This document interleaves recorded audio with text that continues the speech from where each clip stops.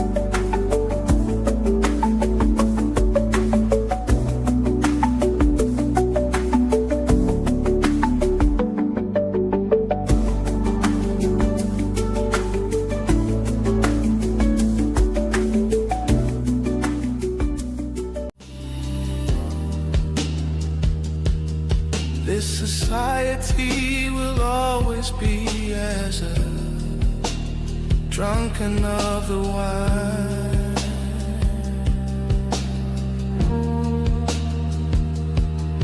controlling all the senses for understanding great divine.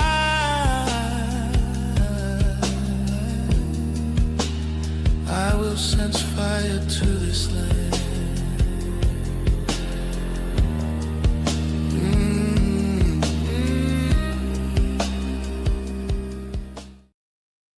Peace and blessings. This is your brother Gabar, and this is IAMFIT Podcast. Are you fit to go God's way? Let's go, let's go, let's go, let's go.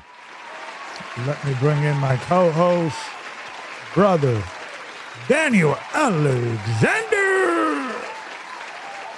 We gotta get some fight. Yeah, you need your own theme song. You need your own theme song acting. So we gotta work that out.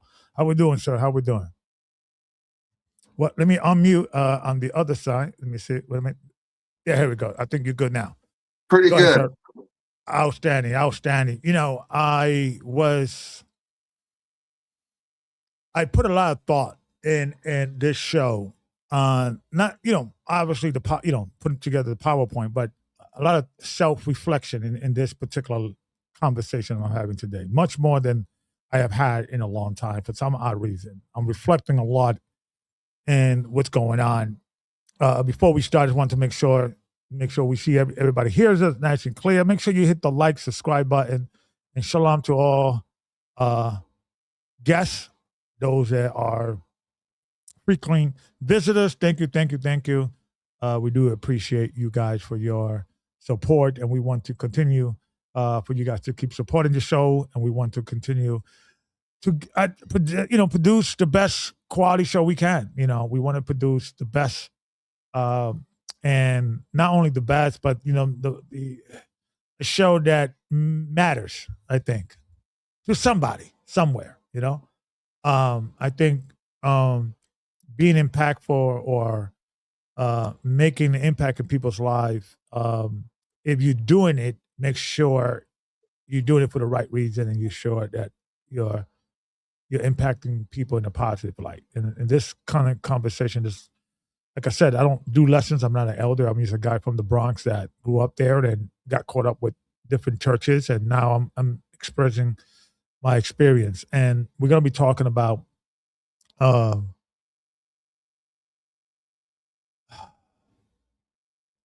reason why today I'm saying, and I'm going to be doing this going forward, okay? I'm no longer giving you my personal opinion on what I think about the Bible or a particular scripture or a particular verse or a particular subject matter. I'm going to lean on the scholarly consensus. Scholarly consensus is going to be my new favorite word. It's like, Donald Trump, his new favorite word was tariff. Tariff, we love with some tariff. My new favorite word is consensus, right? Scholarly consensus. What's a scholarly consensus? That's my new favorite word. Before you start telling me, Elder, I think I found something new in the Bible. What's a scholarly consensus? I need the scholars. I need the source, the exegesis, right? And then we can start from there. If you disagree with the scholar, so-and-so, I don't mind. I'm not saying their word is the word of God. They're just mere men.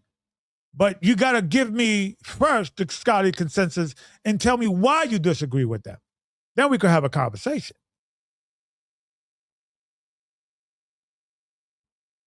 The scholarly consensus is my new, everything I'm going to be talking about today is the scholarly consensus versus what Brother Ricard been saying, GOCC been saying, in particular, Brother Rawchaa from Canada, Toronto, GOCC. I'm going to be commenting and dealing with his part 2 lesson, right? Let's go here real quick. Part 2 lesson on his video that he did a few weeks back, and I comment on the second part 1. I'm going to be commenting on part 2. Right? This is GOCC Toronto, the Most High's Name Reveal Part 2. Okay, let's talk about it. So I want to play a little bit of it to kind of set the stage. Let me play a little bit back. Okay, let me go here. So I want you to pay attention. So they reading this book. This is God, Goddesses, and the Image of God in Ancient Israel, page 205. Oh, they're bringing the scholarship. Okay. And see, this is what I wanted. And I wanted these guys to throw themselves out the window when I made a declaration, say I want to debate anybody in GOCC, Rawchaa, lawyer, anybody at any time, as long as they bring sources. Let's have these conversations about these sources they're talking about, right? And the way I'm kind of looking at it, I'm going to be trolling and going into, when you're looking to take down, and the way I kind of think, it's like, I think about like, resolving an issue, I address it or I attack it from a perspective, maybe like a military strategist, right?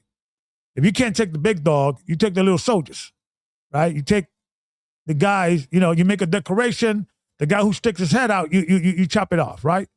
Yeah, so it's like chess. Yeah, it's like chess. So that's what I'm doing, basically. So, The Rock, I love you, and I want the best for you. But, brother, you're pseudo. And I'm going to prove that today, with all due respect. So let's play a little bit of the radio so people could kind of set the stage in regards to what they're talking about. And he's quoting God, goddesses, and the image of God in ancient Israel, page 205. Had names that included the element Yahweh, and that Canaanite men were given names that included the element Baal.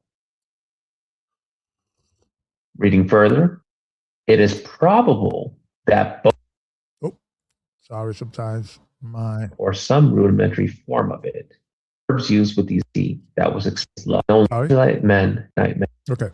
Reading further, it is probable that both elements, Yahweh and Baal, refer to the same deity, namely Yahweh, who was worshipped also as Baal in Iron Age to be Israel.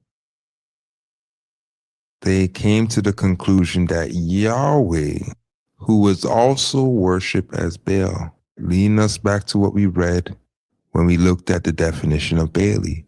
Yahweh and Baal are synonymous, right? Interchangeable. Now let's see if we have. Now you notice what he says. They came to the conclusion. Who's the they? We're going to go into the they. And we want you to read once again what they read themselves, the people who wrote, and we're going to go into whose they is.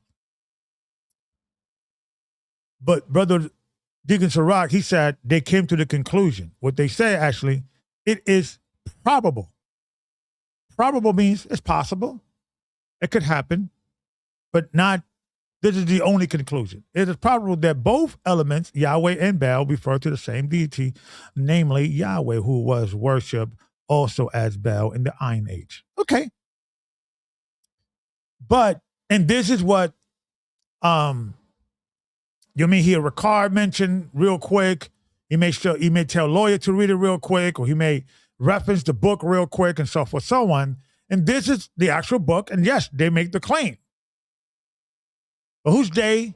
And let's understand, because we say the scholarly consensus, right? That's the favorite word that I'm using. Scholarly consensus. What's the scholarly consensus, right? There's actually the two scholars that wrote this book. We're going to go into when they wrote it and why, and what is the response, and what is the final, because with scholarship, there is continuation. Sometimes the first thesis or first theoretical hypothesis is not the strongest one. The latest one is, because there's more information has been discovered. There's a lot of things that they had to rewrite after the Rosetta Stone. There's a lot of things they had to rewrite, or you could find many scholars saying that the Moabite kingdom probably did not exist before they found the Moabite stone. We could find that. So sometimes something being old does not necessarily be as the best updated information, and especially in the scholarly consensus, right, which we're going to be dealing with today. So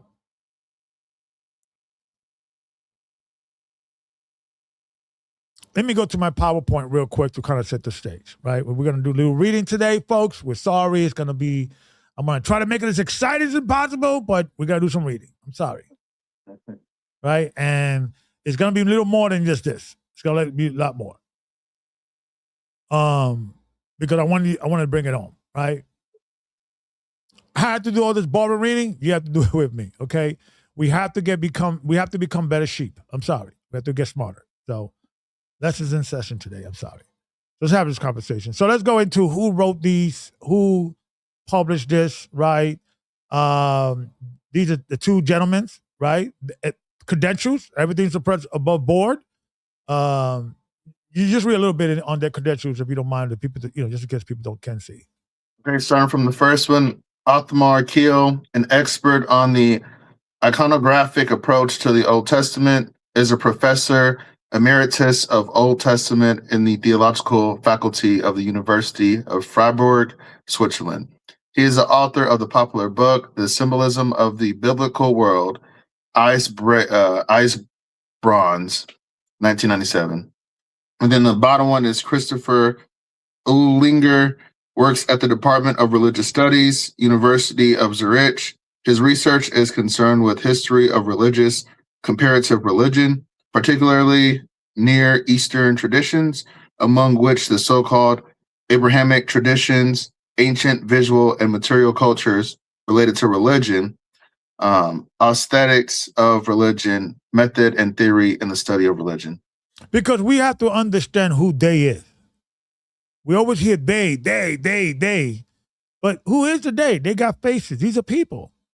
These are people that exist. They're still alive. You could talk to them. I know they're a little older now, but they're still, and I think one lives in Germany. I think the other one lives in the United States, or what used to be. I'm not sure. But these are real people. We could talk to them, right? This is when that book was published. If you could read that real quick, brother, if you don't mind. Gods, Goddesses, and Images of God in Ancient Israel was originally published in German in 1992 under the title Göttinnen, Götter, and Gottismbull. The standard English translation written by Othmar Keel and Christopher Uhlinger was published by Fortress Press in 1998. 1998, this book came out. So fairly recent, pretty recent. Fairly recent. And so fairly updated. So it's not like 100 years ago, 200 years ago. It's pretty recent, guys. But as there been other professors and scholars that have talked about this subject, and if there's any other updated white paper on this. So let's go into that, right? So I asked ChatGPT if there's any scholar. What is the scholar consensus on this book? Is anybody agreed, disagreed, and why? And this is what it gave me. And basically, ChatGPT, you got to use it as just an advanced church engine, but you got to ask it the right questions. Please give me some quotes from scholars, books, white papers, and then it'll give you that. Don't tell it to tell you what it is. Tell you what the scholar are saying in regard to this subject, and if there's any debate about it, and they'll give you that. Okay? So let's read this a little bit. Yes, there are a number of scholars who challenge Othmar Keel and Christopher Uhlinger's conclusions, although few dismiss the book outright. Gods, Goddesses, and Images of God in Ancient Israel is widely respected for its use of archaeology and iconography. The debate is primarily over how to interpret the evidence, not whether the evidence exists. Broadly speaking, the disagreement falls into two camps. First, historical critical scholars such as Keel, Uhlinger, Mark S. Smith, and William Dever argue that Israelite religion evolved gradually out of a West Semitic religious environment. Two, more conservative biblical scholars argued that the archaeological evidence is compatible with the Bible's portrayal of reoccurring apostasy from an originally Yahwistic faith, rather than evidence that Yahweh developed from or absorbed Baal. Here are some of the major critiques and alternative viewpoints. Okay. We're going to read a lot today, so just bear with me. So let's read John Day. Now, this is the funny thing about this book. Rawchaa has used this book in his teachings at one point. I have seen this. And he has quoted this particular doctor, PhD, from Oxford. he quoted this guy, but this guy was actually quoting the book that he was critiquing and actually speaking against. And Ricard was using this book as evidence that Yahweh is Satan and blah, blah, blah. So you got to be very careful. And I love Ricard, but he gets all this excited, way about himself, and he just shows you a little bit, maybe a little quote. You see? Huh? We got the scholarship here. No, you don't. You're a clown. I'm sorry. And you're making out people, look like clowns. Stop doing that. So let's read this real quick. Okay. John Day have been at Oxford since 1980 and am now emeritus professor of Old Testament studies. Let's skip their bio. People can read that on their own. You just look them up. Everybody has a credential. Everybody's a PhD. Everybody has all the credentials. I'm giving new respect to the scholarship people now. I'm giving them light, shine. I'm giving who they are, the work we were doing, because we are standing up upon their footsteps, upon their hard work, their heavy lifting. The Bible is the most commentary book in the history of all books. It's the most reached out, stored out. So a lot of people did the heavy lifting for us. We just got to search it. I think about that Bible verse. It says that other men have labored and you have entered into their labors. Yes. So I think that's kind of how it works. And you got these guys, right? And you can't get a PhD from what is these guys over here? What they at? These guys over here. You can't get a PhD between them, and I'm including myself. I'm in that picture myself.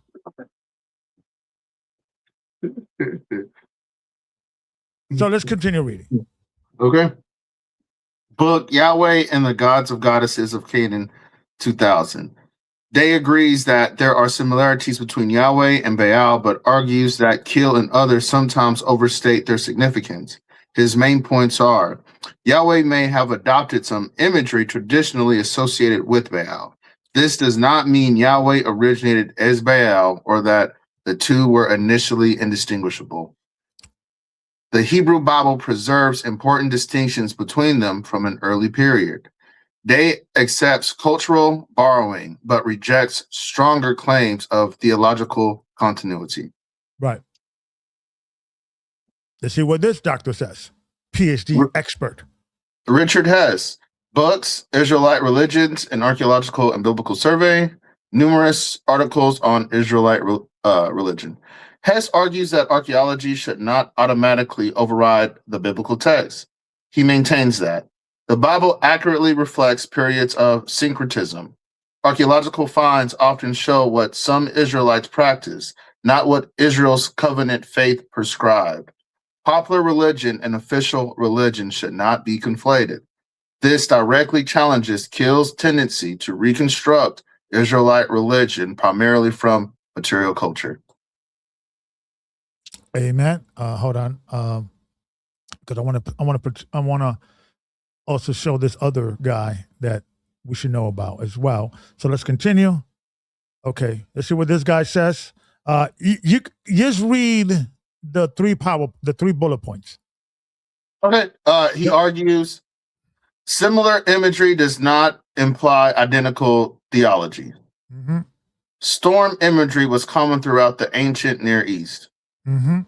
Biblical writers intentionally refused familiar imagery to proclaim Yahweh's superiority, not to identify him with Baal. So this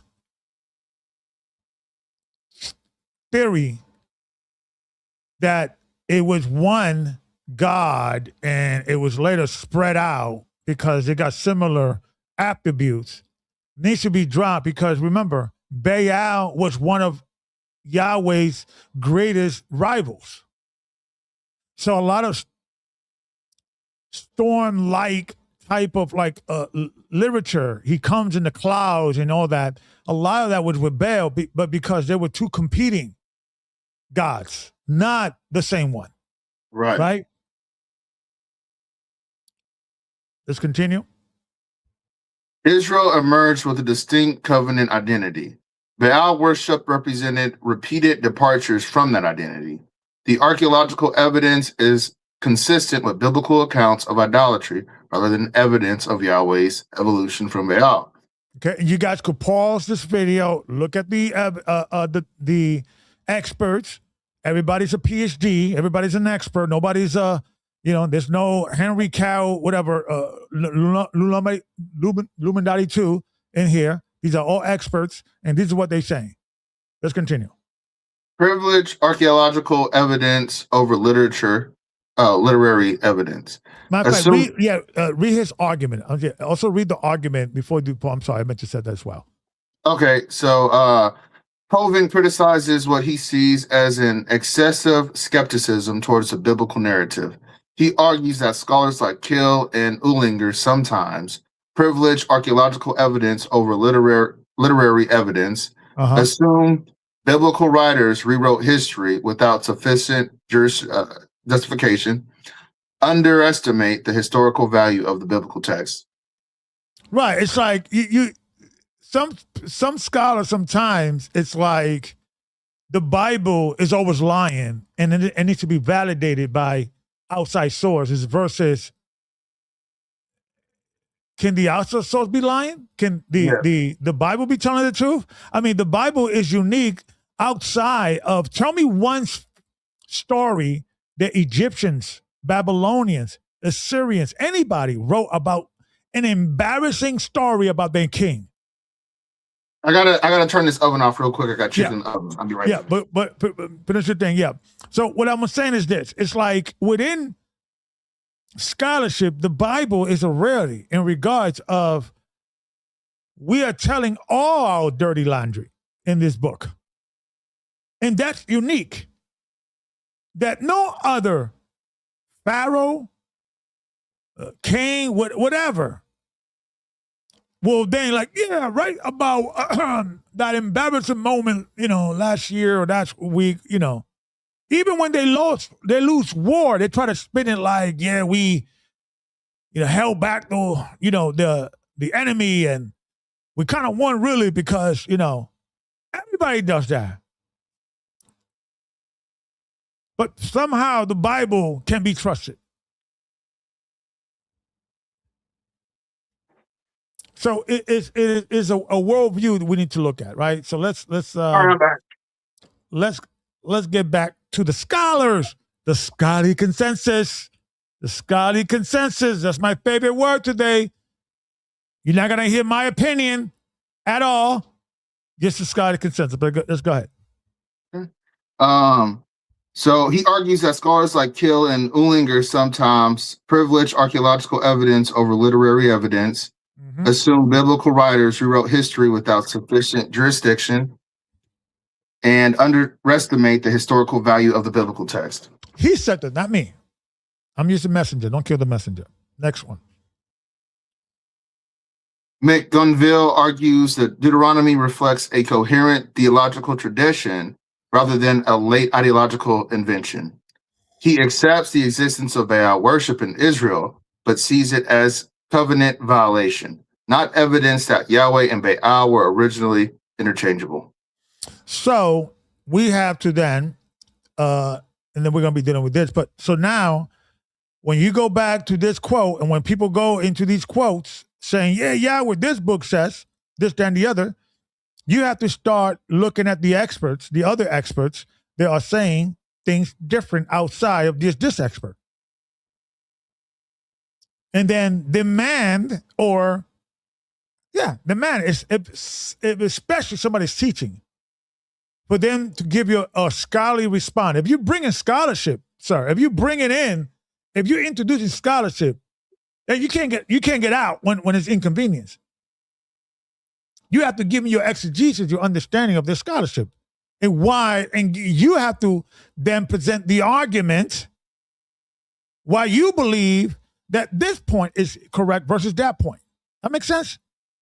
Because it's unfair for you to just take one source and run with that came out in 1992 originally, and then in 98 over here in America. There's been other updated consensus. I don't even know. I should have looked it up. If even the original guys still agree with it, if they have not made some changes or still stand by their stand, they may still stand. A lot of them do because within the scholarship realm, sometimes when a book comes out, somebody needs to defend it because also the reason why they want to make money too is a book sometimes comes out for a long time ago. It's still making money if it's still popular and if people still respecting the scholarship. And then your name is on the line. So sometimes people just, double down. Some people, sometimes, they change their mind. That happens too in scholarship. Right? So let's continue. Right? So now we're going to be dealing with the Shanshu of Yahweh. Right? This is a famous one. And this is an important one. Because we're going to be talking about, and we're going to also play a little video with Dr. Michael Eisler, the debate he had with Ricard back in 2013, that he mentions this. And we're going to go into this particular conversation. So let me do this. Let's go to the actual video. He's going to play a little bit of it, and then we'll go to the scholarship. And potential early cultic sites or references to the deity Yahweh found in Egyptian inscription. Mysticism, and occult tradition. Sometimes double helix and the binary. This section here. No, I went too far. I'm sorry. Error replies. What? Name of AHAYAH. I am the great I am. Okay, I'm sorry. But he knew sometimes the name it would Yahweh or Yahweh of Shah. This section. Okay, here. so I couldn't find it. Let me go there. Okay, so this is the book. This is the what he was talking about, right? The term Shanshu, Shrine Yahweh, refers to a connection between the ancient nomadic Shanshun people, which is true, the region of Edom, which is true, located in the modern day southern Jordan, southern Israel, and a part of the early cultic site for reference of the deity Yahweh found in Egyptian script, and which is true. So let's go into this, right? So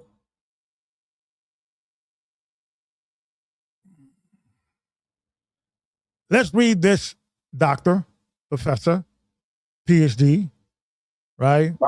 Okay. Dr. Clyde Billington. Go ahead. Adjunct professor. Read all his credentials or just? Just to kind of give you guys a background. Okay. Bachelor of Religious Education, 1965. Baptist Bible Seminary. Bachelor of Arts, 1967. State University of New York. Master of Arts, 1976. University of Iowa. PhD, 1984. University of Iowa. Dr. Billington has been an educator since 1967, teaching at all levels from high school to PhD programs. He is a former president of the Near East Archaeological Society and serves as editor of Artifacts magazine and executive director for the Institute for Biblical Archaeology. He has published Go ahead. numerous articles in scholarly publications. Okay. I like this. There was other scholars I gonna go with to debate or debunk or challenge. I will say that the scholastic world has moved on from this. But what happened is that sometimes a claim becomes famous. Hey, you heard about the Edomites and the Yahweh? Yeah. You heard about that? And it becomes like echo Like chamber. trendy. It'll like trend. Yeah. Yes. But the updated information doesn't become as popular because it's not as juicy, right? Because God and the Edomites and Yahweh and the Edom, that's more juicy. That's more controversial. That's going to sell more books. So usually that's what becomes more interesting. But the updated version goes out the window, right? So let's read. This gentleman, he did a white paper in March 2010.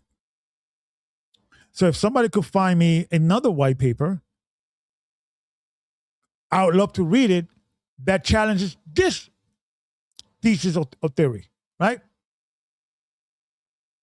So let's start. Like I said, we're going to be doing a lot of reading today. And I had to compress it. And I'm going to give you guys the website where to go, where you can read it, because he went in deep. I mean, it took me like 3 days because I had to look up for words, definition. I had to look up, and I still not finished because I'm still, the way when a professor is bringing a white paper, he's quoting other people that agree with him, other scholars, and then you have to go into their work and figure. So it takes some time, but you to kind of get the full synopsis of what he's saying, right? And this is what the pastors and church elders should be doing, reading these papers.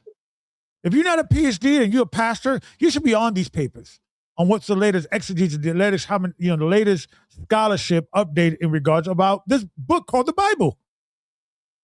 So let's read. It is generally accepted that the term Shashu means nomads or Bedouin people, referring primarily to the nomadic or semi-nomadic peoples of Syria, Palestine. There are two significant hieroglyphic references in New Kingdom period texts to an era called the land of the Shasus of Yahweh, except for the. I'm sorry. So he's going to establish the premise, what is believed in regards of Yahweh, or he's addressing the book specifically, or the scholarship that the book is claiming. So he is first establishing, for then the audience can understand in a more in-depth understanding what the author of God, goddesses, and ancient Israel what were their standing. Because sometimes we just hear Yahweh, Edom, Sanshu. That's it. But why, how, when, who, where? Give me the process. How they came to this conclusion. I don't care. Look, Yahweh, Sanshu, Edom, I'm done. Good night. That's uneducated, right? That's unlogical. That's stupid, right? So let's get smarter, Prof. Let's get more intelligent, more theoretical thinking skills, right? So let's go. There are two significant. Okay. Except for the Old Testament, these are the oldest references found in any ancient text to the God Yahweh. The purpose of this paper is to study these two references and assess their possible importance in dating the Exodus account. This article was originally published in the autumn 2009 issue of Artifacts, posted with permission. Introduction. Among ancient Egyptian designations for types of foreign peoples in the New Kingdom period, the term Shashu occurs fairly frequently. It is generally accepted that the term Shashu means nomads or Bedouin people, referring primarily, did I just read that? Okay, I'll just keep reading. Referring primarily to the nomadic or semi-nomadic peoples of Syria, Palestine. There are two significant hieroglyphic references in New Kingdom period texts to an area called the land of the Shasu of Yahweh. Except for the Old Testament, these are the oldest references found in any ancient text to the God Yahweh. The purpose of these papers is to study these two references and assess the possible importance. I just read that. So the term Shashu. The term Shashu is found in a variety of New Kingdom hieroglyphic texts, including the military, administrative, and diplomatic documents of Thutmose III, Amenhotep II, Thutmose IV, Amenhotep III, Akhenaton, Sentai I, Ramses II, Merneptah, and Ramses III. One of the most intriguing of the 19th dynasty documents referring to the Shashu is a letter dated 1192 BC, which states in part, "Another communication to my lord. We have finished letting the Shashu tribes of Edom pass the fortress of Merneptah Hotep Hermat, which is in Tejeku, to the pools of Per Adam of Merneptah Hotep Hermat, which are in Teku, to keep them alive and to keep their cattle alive." So this shows that oh, hold on, it's my daughter. 2 seconds. Babe, I'm live on the show. Talk to me. Yes. Yeah, yeah, no problem. Call your mom because I'm live. Okay, love you. Bye. Okay. All right. Go ahead. I'm sorry. Oh, fair use too for all this. Fair use. Fair use, yes. Okay. So he's establishing that and this is very, very important. Once a nation is mentioning a nation, a people group, that means they are a nation. They're important enough to be mentioned, right? They are big enough and significant enough to be mentioned in these king lists of territories and different gods and so forth, so on, right? He's going into that the Egyptians knew the Shanshu of Edom, and they're talking about them, right? So let's continue reading.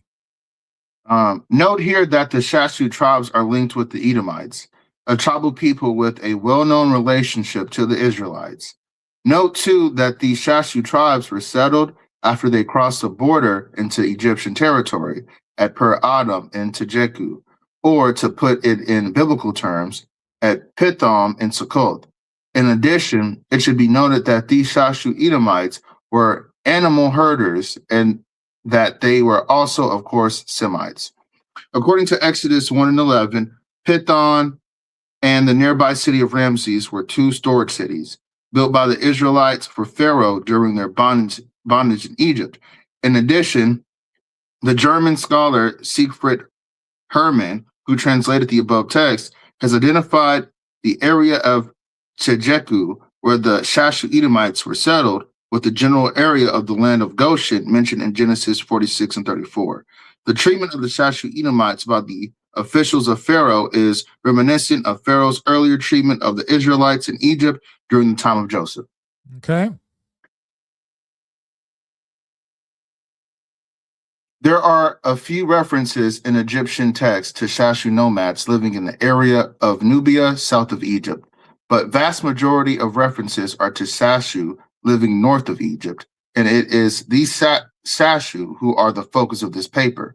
For an excellent study of the use of the term Shashu in Egyptian texts, see Kenneth R. Cooper's two-part series of articles titled The Shashu of Palestine and Egypt Texts that appeared in Artifacts. As Cooper points out, most Egyptologists derive the name Shashu from an Egyptian verb meaning to wander, and thus translated as nomads or Bedouin. However, the vast majority of scholars who have written on the Shashu stress that they were a people who were not totally nomadic. There were specific geographic areas associated in Egyptian topographical texts with the Shashu, thus indicating that at least some Shashu lived a somewhat settled existence in defined areas. Semi-nomadic is probably a more accurate translation. While the term Shashu is used primarily for semi-nomadic Semitic herders who live north of Egypt, it also has a secondary usage in some New Kingdom texts for the geographic areas where the Shashu live. When used geographically in Egyptian texts, a hieroglyphic word T3 is used, and this word should be translated as land of. In the case of these two references that we are discussing, the Egyptian phrase is T3, Yahweh, an example, the land of Shashu of Yahweh. The term Shashu is almost exclusively used in New Kingdom texts for semi-nomadic peoples living in parts of Lebanon, Syria, Sinai, Canaan, and Transjordan. When used for nomads living in these areas, the term Shashu seems to have been used by the Egyptians, also exclusively for people groups that could be identified as Semitic herders.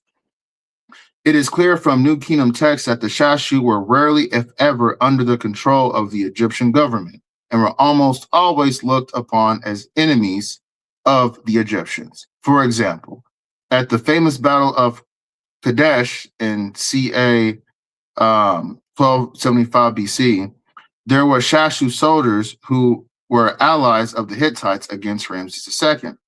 It is likely that the Egyptians of the New Kingdom period classified all of the Edomites, Ammonites, Moabites, Amalekites, Midianites, Kenites, Hapiru, and Israelites as Shashu. These lists should also probably include the Amorites and the Armenians. There is even a reference dating to ca 1250 BC in Papyrus Anastasi to a group of giant Shashu living in Canaan who could be identified with the giants encountered by the Israelites at the time of the Exodus. So The what land what he's proving is that the word Shanshu, it just means, in my personal opinion, Shemitic or the Shemites. My personal, like they're okay. or like a nomadic. You know or what? like You know what? Let me correct that. I'm sorry, I cannot say that. Sometimes you have certain words that sound the same, but they come from different origins. So is the Egyptian word, which means wanderer, right? In regards of the word associated with the Sanshu, right? Or herder, nomad, Bedouin, right? So, but he's proving that the Shanshu was not the Edomite. A Shanshu can be an Edomite, but Yeah. not all Shanshus are Edomites, right? Because it was a generic term, right? So he's established that. Let's keep reading. Have you Yeah. heard of the word Hyksos before? Yes, yes, and that's that's a whole different conversation in regards because that's dealing with Josephus and Ampion. They were debating about Egypt and how old Israel was. Yeah, so but all of it's related. But he's establishing, and this is something that's already known that the Sanshu is not only talking about the Edomites, right? So that's very important to know. Let's continue. Okay. The land of the Shashu of Yahweh. The two New Kingdom inscriptions, which refer to the land of the Shashu of Yahweh, are found in topographical lists. One list is at Soleb and the second at Amra West.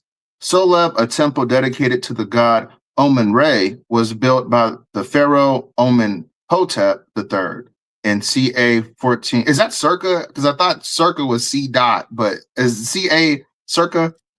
Or am I just I got to follow up with that. I don't want to say Okay. yes or no.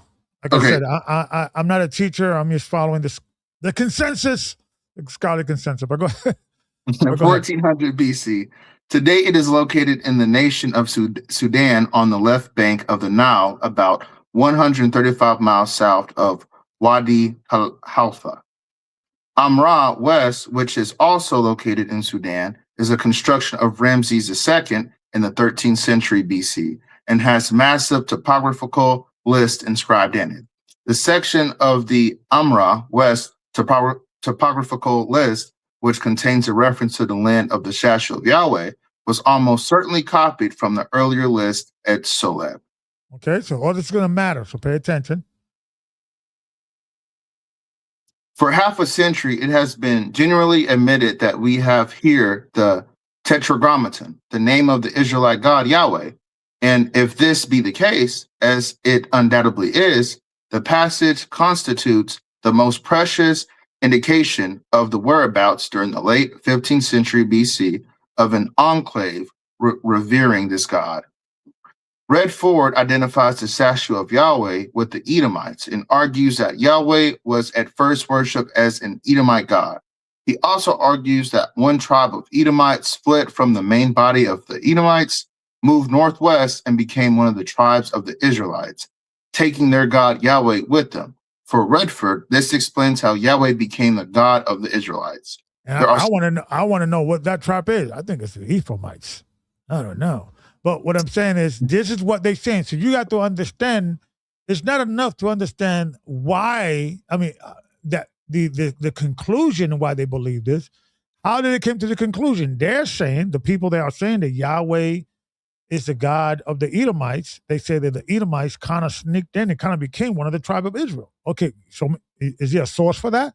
Is there more history to validate that? Because when you make a claim, you have to continue following up the evidence to see if when there's more archaeology evidence, whether it agrees or disagrees with your thesis, right? So let's continue.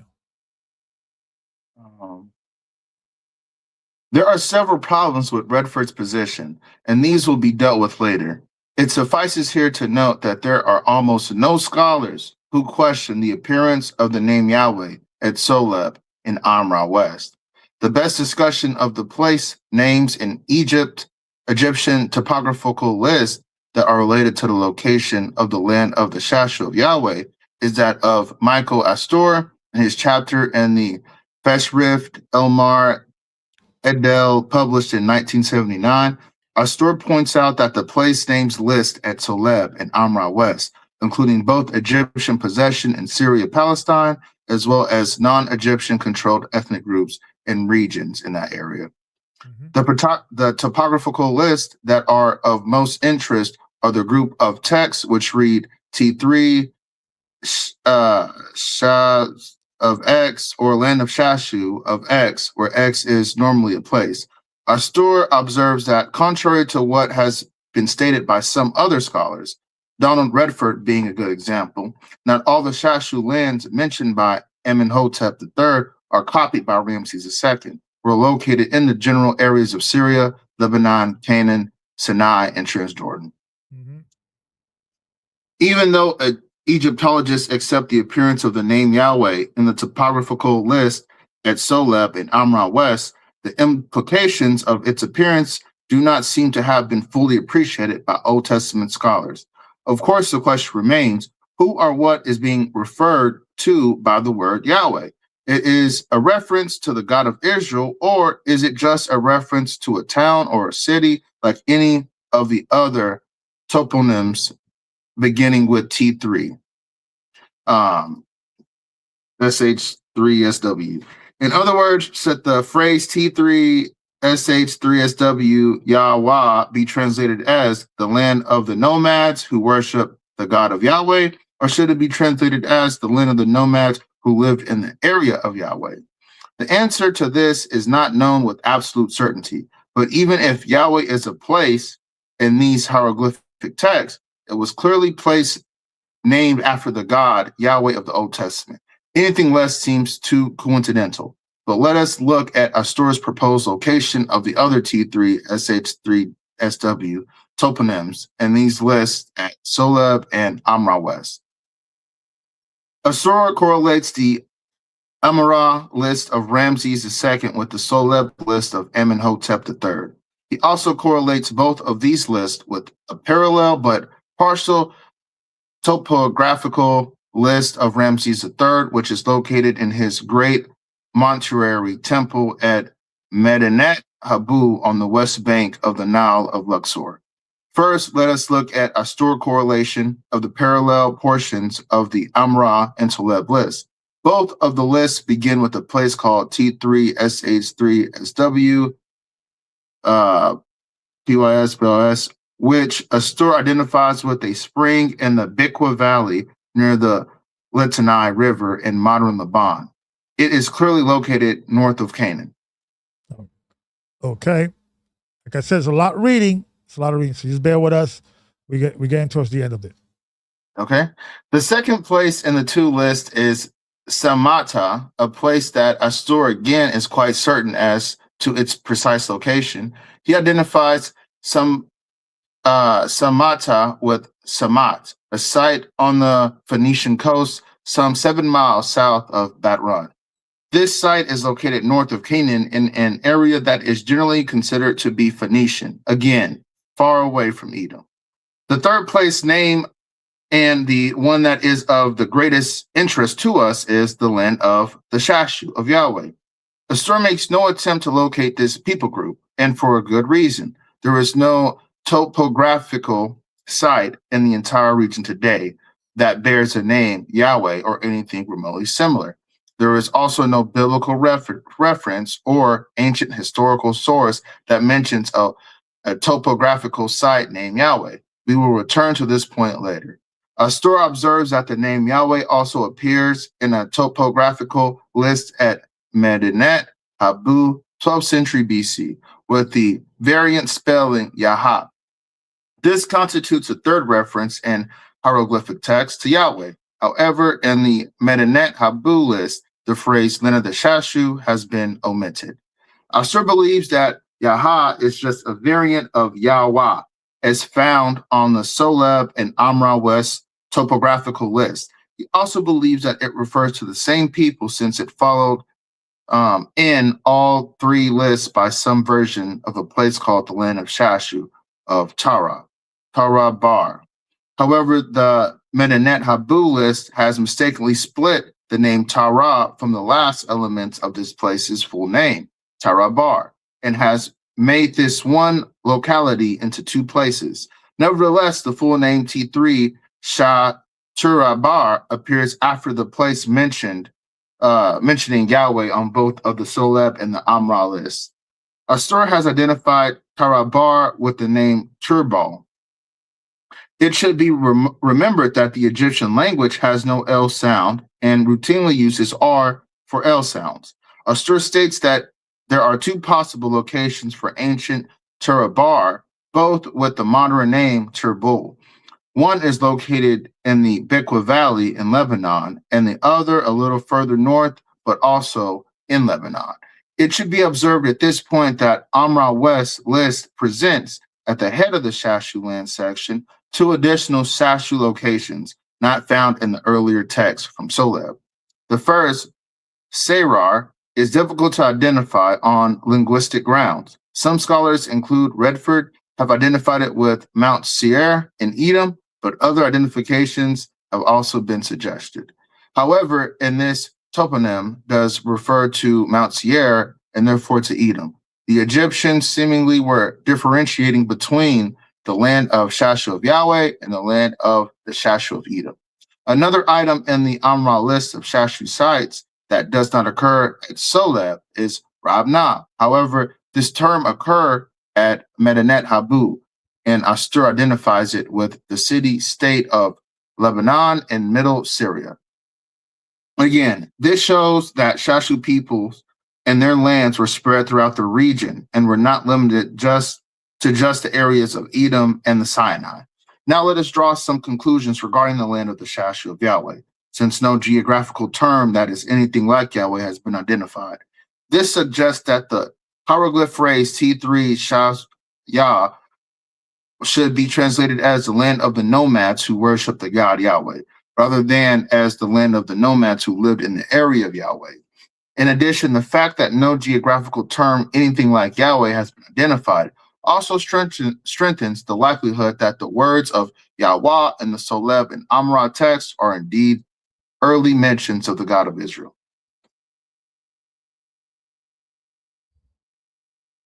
Okay. The Shashu of Yahweh and the date of the Exodus. And okay, so there are two indisputable facts that Old Testament scholars must face when dealing with these hieroglyphic references to the Shashu of Yahweh. First, there is no doubt that the name of the Israelite God Yahweh appears in these hieroglyphic texts at Soleb and Amra West, and also probably at Medinet Habu. And second, at Soleb, the reference to Yahweh's date to ca 1400 BC, during the reign of Pharaoh Amenhotep III. In other words, Pharaoh Amenhotep III, or at least his scribes, must have at least heard about the Hebrew God Yahweh in ca 1400 BC. This fact is highly significant when trying to date the exodus of the Israelites from Egypt under Moses. It's important. Pay attention. In Exodus chapter 5, verse 2, Pharaoh answers the first request of Moses to allow the Israelites to go into the desert to worship Yahweh by saying, "Who is Yahweh that I shall obey his voice to let Israel go? I did not know Yahweh, and besides, I will not let the Israelites go." Pharaoh appears here to be saying that he had never heard of the God Yahweh. This interpretation of Pharaoh's statement is reinforced by Exodus 7:17, where God responds to Pharaoh, "Thus says Yahweh, by this you will know that I am Yahweh.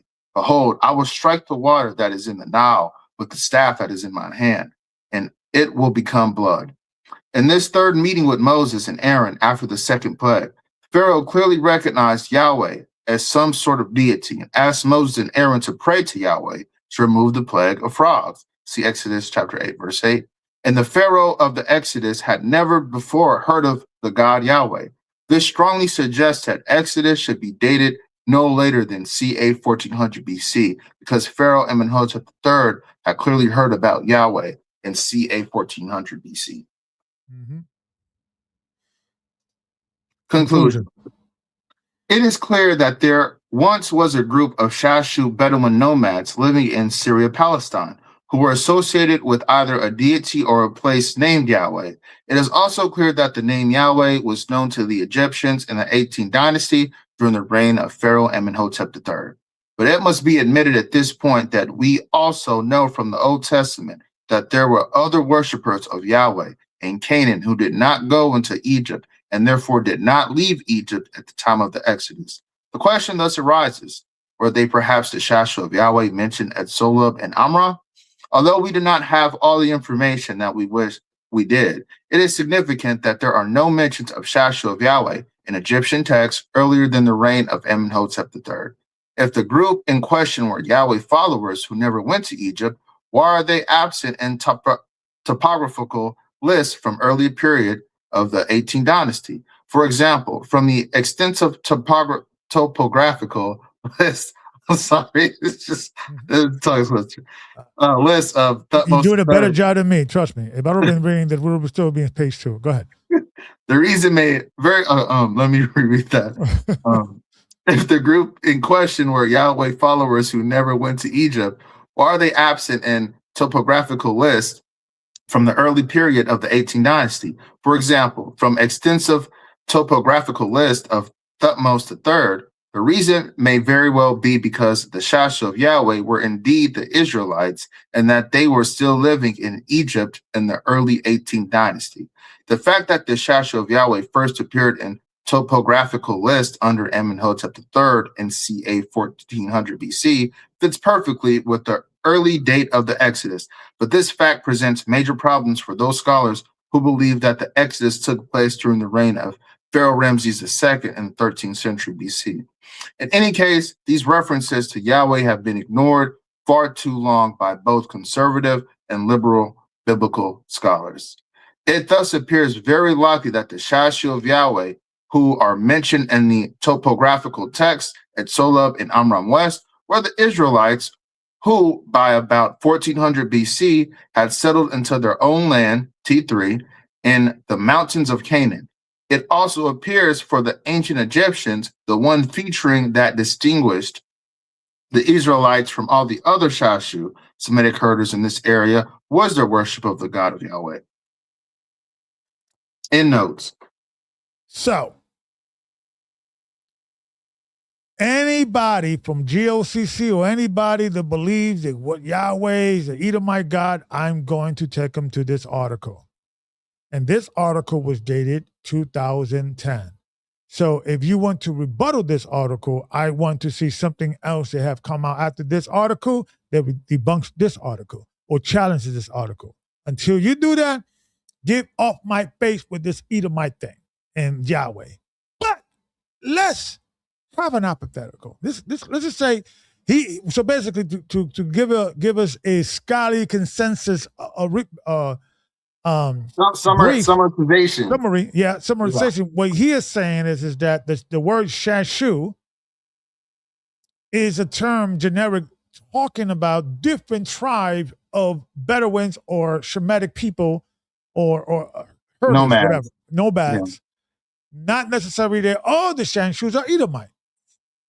And he was able to demonstrate that these are two different distinguished Shashu. One Shashu is of Edom, and one Shashu is of the God Yahweh. Yeah. Around the time that the Israelites were in that region. But let's just say we find a solid, undebatable archaeology, finding that you had a Edomite worshiping or Edomite territory worshiping Yahweh. Let's just say that's hypothetical. Let's have a conversation about that, right? Okay. And also let me also bring out my boy Bert Herman. He is he's an atheist. He doesn't believe in God necessarily, but he used to believe in God, and he went to school, and after getting his degrees, he began to not believe in God. He's more agnostic. There may be a God, maybe, I don't know, he's whatever, but I like how he approached the situation. The reason why we're going to go here too, because we have to get away from this, at this point, is bias. thinking that God, the Israelites were like good boys worshiping Yahweh, only Yahweh, and they were the only one doing it.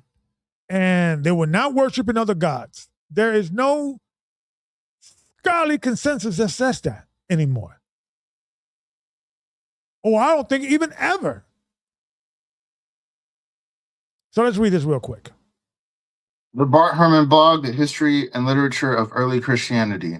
Scripture, the Hebrew Bible, is filled with stories of the Israelites worshiping different gods.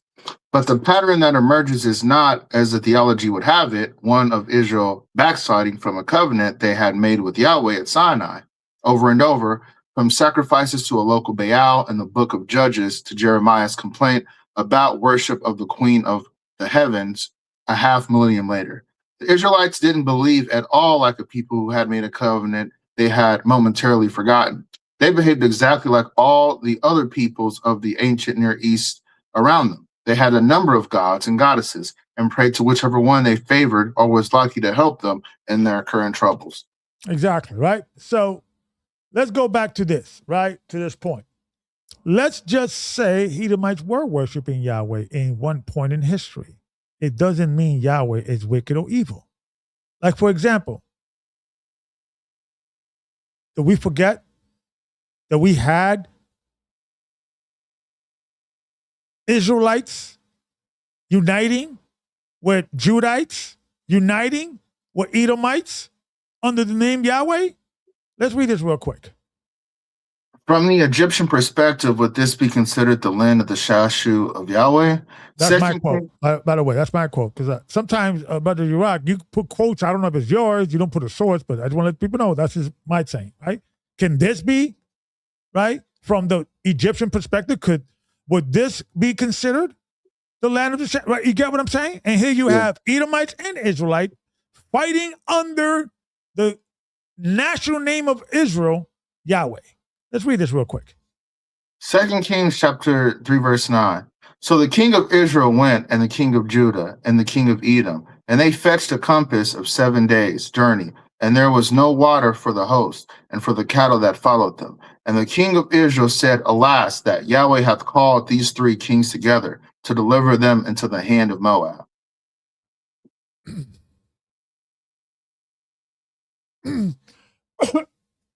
You guys want more evidence? Sure. There's an old book called the Bible.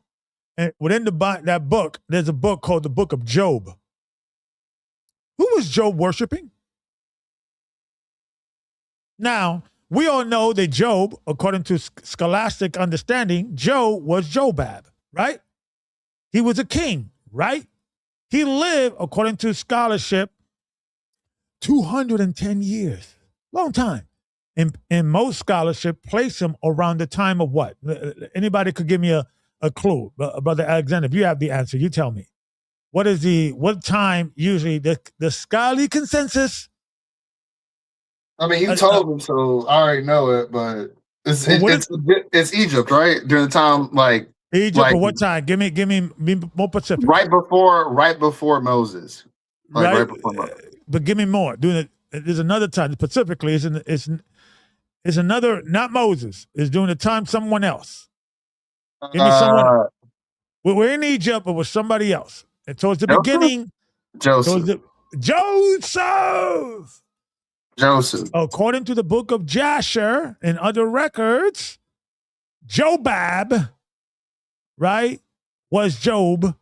And according to the record, Jobab is the first king that he stopped fighting and battering against the Israelites. Because remember, the Edomites were fighting Egyptians because they wanted to get the Israelites. Remember that? When you go to the book of Jasher. And then, for some odd reason, Jobab stopped fighting. The book of Job tells us why. Get it? So if the book of Job tells a story about an Edomite king who worshiped the God of Yahweh, and we find something that could be with the Edomite king and Yahweh and all that blah, blah, blah, the Bible supports that. What? Yeah. Relax. I'm picking Right? up what you're putting down. Exactly. So let's have a conversation. We're in the book of Job. This is the last chapter, right? This is the last chapter of the book of Job, the conclusion of the matter. We're going to pick it up at verse 7. And it was so that after the Lord had spoken these words unto Job, the Lord said to Eliphaz the Temanite, my wrath is Who's a Temanite? Who's a Temanite? What tribe they're from? What nation? I forgot. Edom. Anybody? Edom. Taman, Okay. Taman is, I think, one of the 12 dukes. So here's an Edomite in the Bible talking to God. Just checking and see what else they did. My wrath is kindled against thee and against thy two friends, for ye have not spoken of me the thing that is right, as my servant Job hath. Therefore take unto you now 7 bullocks and 7 rams, and go to my servant Job, and offer up for yourselves a burnt offering. And my servant Job shall pray for you. For him will I accept, lest I deal with you after your folly, and that ye have not spoken of me the thing which is right, like my servant Job. So Eliphaz the Temanite, and Bildad the Shuhite, and Zohar the Hamathite went and did according as the Lord commanded them. The Lord also accepted Job. I wonder what's that name there. I wonder, is it Yahweh? Come on, folks. Common sense. The scholarly consensus. Right? If you're going to go get the scholarly consensus, I'm all ears, but I got to see the source. Let's go. Right? Let's continue reading. And the Lord turned the captivity of Job. When he prayed for his friends, also the Lord gave Job twice as much as he had before. Do you think that Job maybe praised Yahweh all his life? Do you think if there will be a record that survived or gets discovered that Job wrote himself, do you think he's going to give all praise to Yahweh? You think so? And if Job existed, check this out. This is why people don't even get this. Job represents that the Edomites as a nation were worshiping Yahweh before Israel was even a nation, an independent nation at least, because Israel in Egypt during the time of Joseph, they were probably worshiping the Most High, but they were under who? Pharaoh. Egyptian rule, Pharaoh. So here you have an independent nation, Edomite king, worshiping Yahweh. So if you find an artifact that shows that, the Bible records that. So what's the big deal? Everybody relax. Take it it easy, as they say, right? So let's go back to the PowerPoint, right?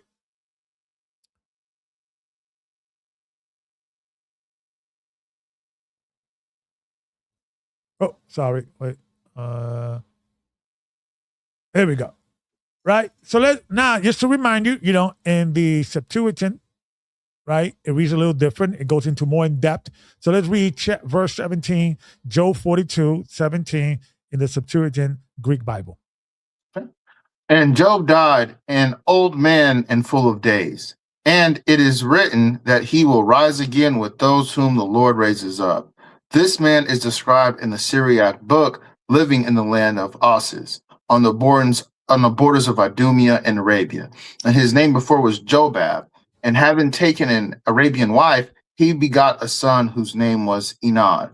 And he himself was the son of his father Zar, one of the sons of Esau, and of his mother Basra, so that he was the 5th from Abram. And these were the kings who reigned in Edom, which country he also ruled over. First, Balak, the son of Beor, and the name of his city was Dinhabah. But after Balak, Jobab, who was called Job, and after him, Asam, who was governor out of the country of Theman, and after him, Adad, the son of Berad, who destroyed Midian in the plain of Moab, and the name of his city was Gethim. And friends who came to him were Eliphaz of the children of Esau, king of the Themanites, Bildad, sovereign, the Sagaeans, Sophar, king of the Minians. So it looked like all his friends mentioned in the book of Job were other kings from different regions because there were different dukes of Edom. Yeah. At least one of Duke of Edom was a righteous man, worshiping Yahweh. And we got biblical evidence and also historical evidence. Look, the book of Ezekiel, right? It was written That's what I about thought about. Yeah. between what 1,000 to 1,500, and they still giving prop to this Edomite. hmm They were worshiping Yahweh. So you ain't gonna be scaring me no more about Yahweh and Edom and all that. If this is that source of God, goddesses, and ancient Israel is your only source, that's been, that source has been updated. That information has been updated. That's old news. That's in the 90s. You're out of style, son. Catch up with the latest information. With some scholarship, the oldest is not as reliable as the updated one when it comes to scholarship. It's just, recall I should share all these old books. Sometimes they're not the best when it comes to the best, latest information, right? So let's continue. Ezekiel 14 for what? Yeah. Let's read that. Yeah, just read the scripture. Yeah, I'm sorry. I meant to read that. You got to read the Bible. Though these three men, Noah, Daniel, and Job, are in it, they should deliver but their own souls by their righteousness, saith the Lord God. So Ezekiel, I'm sorry to interrupt. Ezekiel could have chose Abraham. He was a righteous man. He could have chosen a lot of other patriarchs. But he chose Job as one of the, and I'm saying, he's not better or worse. But what I'm saying is he was up there within the righteous. An example. Remember Job the Edomite? Yeah, he was righteous, man. So let's get out away from the scary Edom and Yahweh as the Israelites. I mean, the Edomites were not worshiping Yahweh at one point, or at least some of them. And there's another fun fact. Do you know that the God of the Edomites is not mentioned in the Bible? I wonder why. Is it possible that although Edom was fighting against Israel in the time when we were in Egypt in the wilderness, Yahweh was still their national God? I'm looking into that as well. Which would make sense because that's what he kind of grew up with. Thank you. That's why in the scripture says that when the prophecy of Esau, he says your brother would enslave you. I'm paraphrasing, but in the latter age you will release yourself or something. He will be free from you and your brother.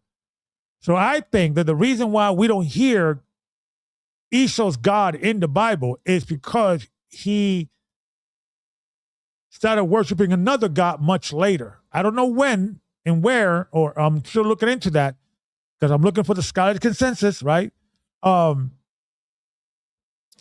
It looks like there was something going on there that we were good with the Edomites, but that relationship got sour later on. So I'm looking into that. And also, if we find artifacts of Edomites predating Israelite worshiping Yahweh, the Bible proves it. That happened.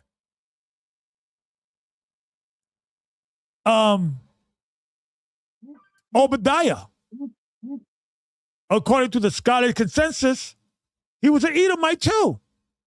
They hit the 100 prophets that Jezebel, the queen, another convert, wanted to kill. And that's recorded. And the reason why they gave him the privilege, he says, I heard a rumor from the law, meaning he was hearing what the prophets were telling him, and he wrote it down. An Edomite writing down the demise of his own people, and he's going to be saved and protected because he came under the protection of Yahweh. So you could take me on that. That's not intimidating me in any way, shape, or form. And if anybody comes to me from GOCC or anybody else that's trying to talk to me about Yahweh and the Edomites and that source, see this video. And let me just say this. Let me put the source here because this is the this is the article, and let me tell you how long this article is. We only scrapped the surface. I just gave you the highlights. It keeps going and going and going, and he shows pictures. He goes into the deep into the evidence, right? Like I said, I had to, and I'm going to read this one more time. I'm going to keep reading to get it in because sometimes I'm slow, so it takes me a while. But this is a scholarly with all the sources, right? And let me put this down here for y'all. You guys could read to yourself. And this is where I'm going to send all the GOCC member to be like, hey, man, Yahweh and the Edomites. Shanshu. Okay, you're wrong. You're outdated. That's outdated information. Right? Let's go back to the PowerPoint. Let's continue. So this is kind of to show you a life of Job. The Bible does not state Job's exact age when he died, but it specifies that he lived an additional 140 years after his sufferings. Because he was already an adult with a large family prior to his trials, scholars and traditions estimate his total age at death to be around 210 years. The biblical account notes that after his trials, Job lived to see 4 generations of descendants and died as an old man full of days. You can read more about the final years of his life in Job chapter 42, verses 16 through 17, or explore deeper into the interpretations surrounding his age on eBible and JesusAlive.cc. Right. That's why a lot of people believe that he was living during the time of the patriarchs, because we were living longer back then. 210 years is a long time. Right? So it's showing you that it's proven that he was living during the time of what? Joseph. Or some scholars says he lived in the time of Abraham too. So there's different scholarly consensus, right? And so forth, or debates or whatever. But pre-Moses, for sure. Pre-Moses, yeah. Pre-Israel in the wilderness. Yeah. You get what I'm saying? So technically, right, we could say that the Edomites was worshiping as a nation, not maybe as an individual or as a sovereign nation, because we were worshiping as a sovereign family, right? Abraham and maybe and so forth, so on. But as a nation, I got to give that to Edom, according to the scholars and the biblical writings, right? Yeah. Yeah. Let's read this. See what this says. Comparative analysis reveals striking overlaps between 14th and 13th century BCE, before Common Era, Egyptian texts and the archaic poetry of the Hebrew Bible, both placing the origins of Yahweh in the desert regions south of Canaan. Geographic comparisons. Egyptian inscriptions. The Solub and Amra West hieroglyphs place the Shashu land of Yahu in the rugged territories of Edom, Seir, and Midian, modern southern Jordan and northwest Saudi Arabia. Midian. Who's the Midianites? Jethro. Thank you. Zipporah, he was the priest of the Midianite. What name he gave praise when he heard that the Most High show himself to Moses in the burning bush? He said, thank the Lord. And when you go to the Hebrew, it's Yahweh. That name was worshipped before the Israelites were in the wilderness, in that region, by Jethro himself and his people. Knock it off already. The Bible proves it. The scholarship proves it.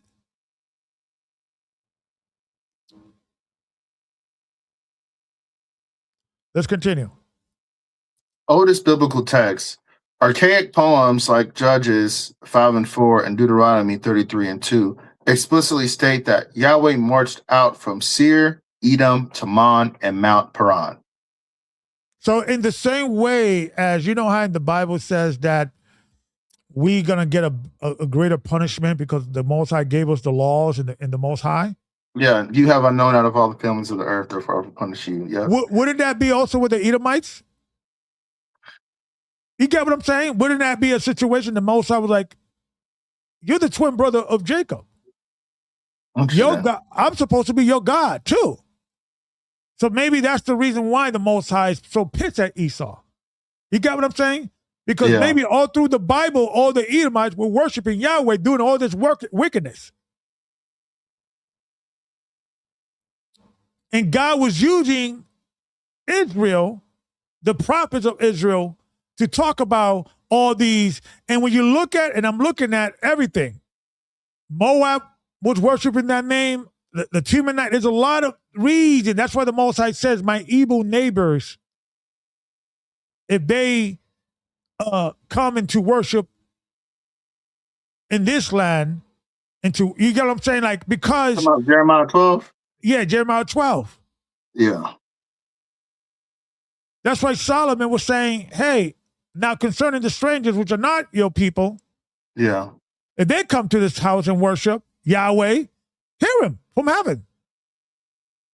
So if we find nations that came in and made their God, their national God Yahweh, let them. It's not a big deal. Everybody relax.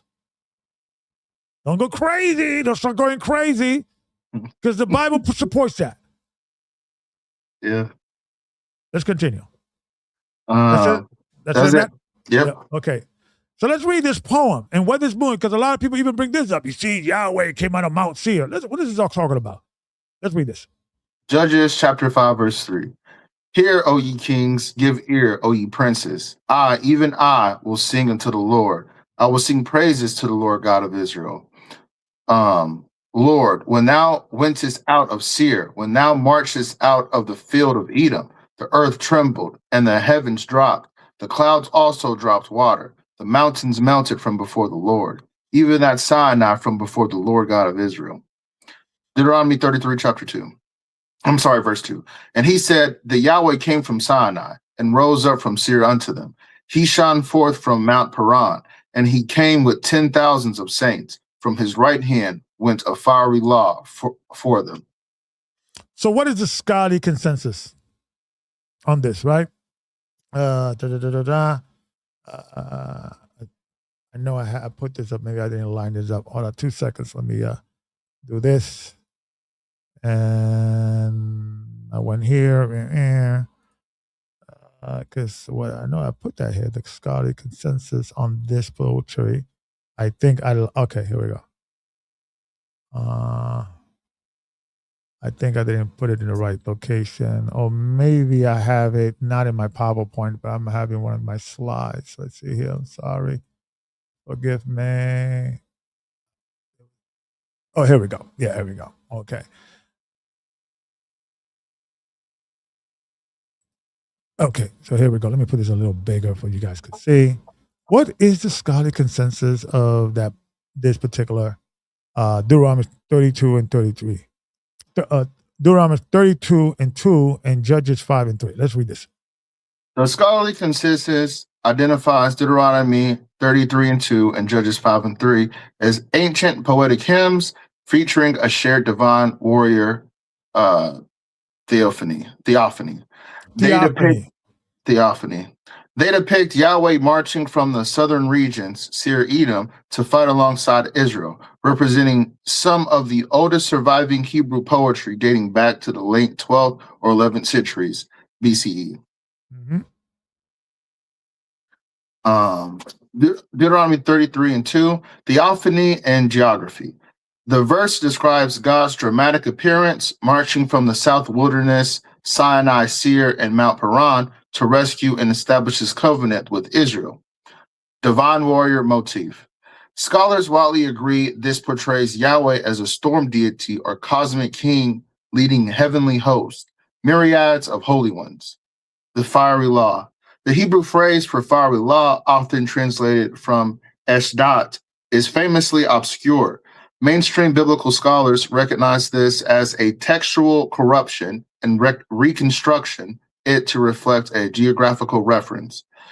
An example, from his southland to his mountain slopes, or lightning. Okay, so I'm just reading the scholarly consensus. I don't have an opinion today. I'm just going to the consensus. Go ahead. Judges 5 and 3, the Song of Deborah. This verse serves as the prologue to the Song of Deborah, one of the oldest texts in the Bible, inviting foreign kings and earthly rulers to witness the astonishing power and sovereignty of Israel's God. Societal elites. The call in verse 3 addresses kings and potentates. Scholars note this presupposes a surprisingly well-established socio-political elite and chivalric culture for the early Iron Age, indicating this poetry was likely preserved by societal leaders. Literary parallelisms. Let me go up a little bit. Go ahead. Verses 3 through 5 set up the historical battle by recalling the ancient cosmic power of Yahweh demonstrated at Sinai and Seir, directly mirroring the mythological imagery used in Deuteronomy 33 and 2. Right. So when you go into, would you like to explode? Okay. So when you go into the Bible talks about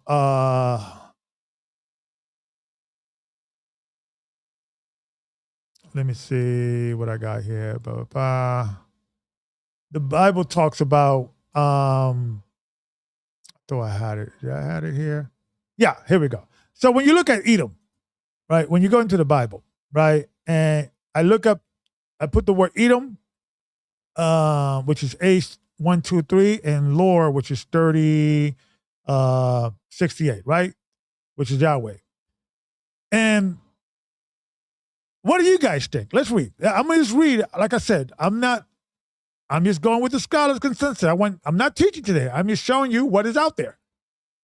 In opposite in what Ricard and GOCC is saying in regards of the Edomites never worshiping Yahweh, and that's evidence that that's Yahweh Satan. The very Bible disagrees with you that you read. Right? So let's read real quick. Numbers 20 and 23. Yeah, go ahead. Start. Yeah, we work ourselves down. And the Lord spake unto Moses and Aaron in Mount Hor by the coast of the land of Edom, saying. So maybe that poem is remembering that event when the Most High spoke to Israel in the land of Edom and revealed himself to him. It was just understood that that's what it meant. That's what the scholarship is saying. It's a poetry. Relax. It's not talking about. It's just giving a geographic location where he came out of, where we saw his supreme power, and we just recorded it. Right? It's funny how the poem also says he came out of the Midianites, or that area too. Nobody makes a big deal about that. So we have to be mature with the scholarship, folks. Yeah, so basically it's a form of speech. Not necessarily that this is the people that he was dealing with, but this is a geographical location to which he revealed something. Yes, something happened. Right, exactly. Yeah. So this is what they recorded. Let's go to what he's saying. This is the event, right? Now the Lord Yahweh spake unto Moses and Aaron Mount Hor by the sea coast of the land of Edom, saying. So they're remembering these events. That's all. Relax. Right? And what he said, let's read it. Aaron shall be gathered unto his people, for he shall not enter into the land which I have given unto the children of Israel, because ye rebelled against my word at the water of Meribah. Right? So it's going into that. That's all it's saying. And let's see what else it's saying. Let's go to the next verse, Judges 5 and 4. Lord, when thou wentest out of Seir, when thou marchest out of the field of Edom, the earth trembled and the heavens dropped. The clouds also drops water. So that poetry, that poem is just simply remembering that day, that event, in that geographical location. Get over it. Everybody calm down. What else we had? So also military conquest of Edom. Let's read. 2 Samuel 8 and 14. And he put garrisons in Edom, throughout all Edom put he garrisons, and all they of Edom became David's servants, and the Lord preserved David whithersoever he went. So what God you think the Edomites were worshiping at that time? Probably the one that put them in subjugation. Exactly. Let's continue. See what's go to 1 Chronicles 18 and 11. Them also King David dedicated unto the Lord, with the silver and the gold that he brought from all these nations, from Edom and from Moab and from the children of Ammon and from the Philistines and from Amalek. Amalek was worshiping Yahweh too under David. He has everybody subject. He's a foreshadowing of like the Messiah. He was a conquering king. He's Lords of Lords, Kings of Kings. He was a Lords of Lords, Kings of Kings is an ancient Near East term of a regional king that is in charge of other kings beneath him. What was his name? I forgot. They called this guy this name. Oh my gosh, how do I not remember this? I think he's like East Indian. God, he's supposed to be like Solomon's son, I think. You know what I'm talking about? The Ethiopian Amalek and not Amalek, the Ethiopian Jew. You talking about that one? No, or somebody else? Yeah. And you got to remember, Solomon had babies. So, and with other nations, other women from other nations, so we don't know what other nation began to worship, and they took Yahweh with them, right? So let's continue. Dad's calling me. He's calling me on both of my phones. All right, so do your thing and come right back. Hey, Dad. Let me mute this in this hand. Okay, and let me mute this. Okay. So it's important, folks, because the Bible speaks for itself, right? And he put Garrison in all Edom because David. Okay, I'm bad. Sorry about that. Because David's servant. Haile Selassie. Somebody put it in there. Haile Selassie.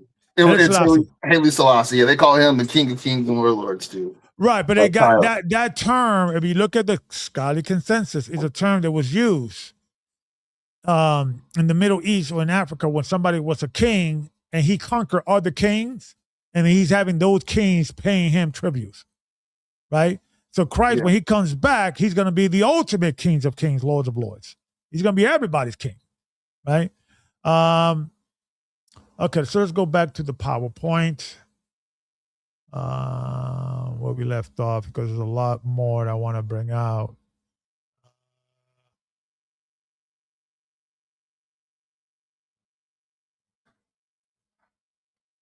Okay. This is also different. This is different because there is either that it wasn't that the Shanshu of Yahweh or the Shanshu of Mount Seir. Many scholars said they were really talking about the Midianites because Edom and the Midianites are very close together. So this talks about that, the Midianite connection. So let's read this real quick. Okay. The Kenite-Midianite hypothesis. This geographical intersection supports the Kenite hypothesis, which posits that Israel did not invent the worship of Yahweh. Instead, the historical timeline suggests, first, the Midianite connection. Moses encountered Yahweh in Midian through his father-in-law Jethro, a Kenite Midianite priest, matching the location of the Egyptian Shashu. The tribal. So that would not be rocking my world if some scholars would say the Midianite were worshiping Yahweh before the Israelite as a nation. It is true. Because the Midianites came from Keturah, which was Abraham's wife. So they would have definitely had that relationship. And I wonder what name Abraham gave him. I wonder what God was Abraham worship that he taught his children of Zipporah. The guy Yahweh. It's not rocket science, folks. This is not that difficult. And this is the consensus of the scholarship, not my opinion. All right, so let's go to this one. You know, Yahweh and Asherah, that's always gets used. You know, listen, we're going to go into this because I want to go into this in more depth because I think this goes back to this whole thing about the King James. It's a bad translation, and we're going to go into that. But the very Bible tells you that the God of Israel was pissed off that they were pairing him with Asherah. So yes, Yahweh and Asherah were worshipped together. But who were the people that would put them together? Did God say, hey, this is my wife? Or was the Israelite wanted to pair God and Asherah together? Let's read the script. Let's read the scriptures. 1 Samuel chapter 7, verse 3. And Samuel spake unto all the house of Israel, saying, If ye do return unto the Yahweh with all your hearts, then put away these strange gods and Asherah from among you, and prepare your hearts unto the Yahweh, and serve him only. And Now, he hold will. on. Why they gotta have to say only? Interesting. And he repeats it. Only, get out of here. Only. He wanted a divorce from her. Get this girl out of here. I the woman out of here. I'm not married to this chick. Here the Lord God is one. So who married these people? Who pulled these people together? So when you find something in archaeology, don't flip out. Relax. The Bible explains it, what happened. Let's continue. And he will deliver you out of the hand of the Philistines. Then the children of Israel did put away Balaam and Asherah, and served the Yahweh only. Only. Well, it kept emphasizing that. Only. Because they were pairing them together. 2 Kings 13:6. Nevertheless, they did not turn away from the sins of the house of Jeroboam, with which he made Israel sin, but walked in them. And the Asherah also remained standing in Samaria. So if we find her now, right, some artifacts, don't flip out. The Bible explains it. I'm just going with its consensus. I'm not teaching anything. I'm just you guys make up your mind. We would worship pagan gods concurrently with yes, the God of Israel. yes. It's called syncretism. It's like you mixing pagan gods with your old God. It's an ancient culture. It's done. Everybody does that. It was a good thing. And that's what God was.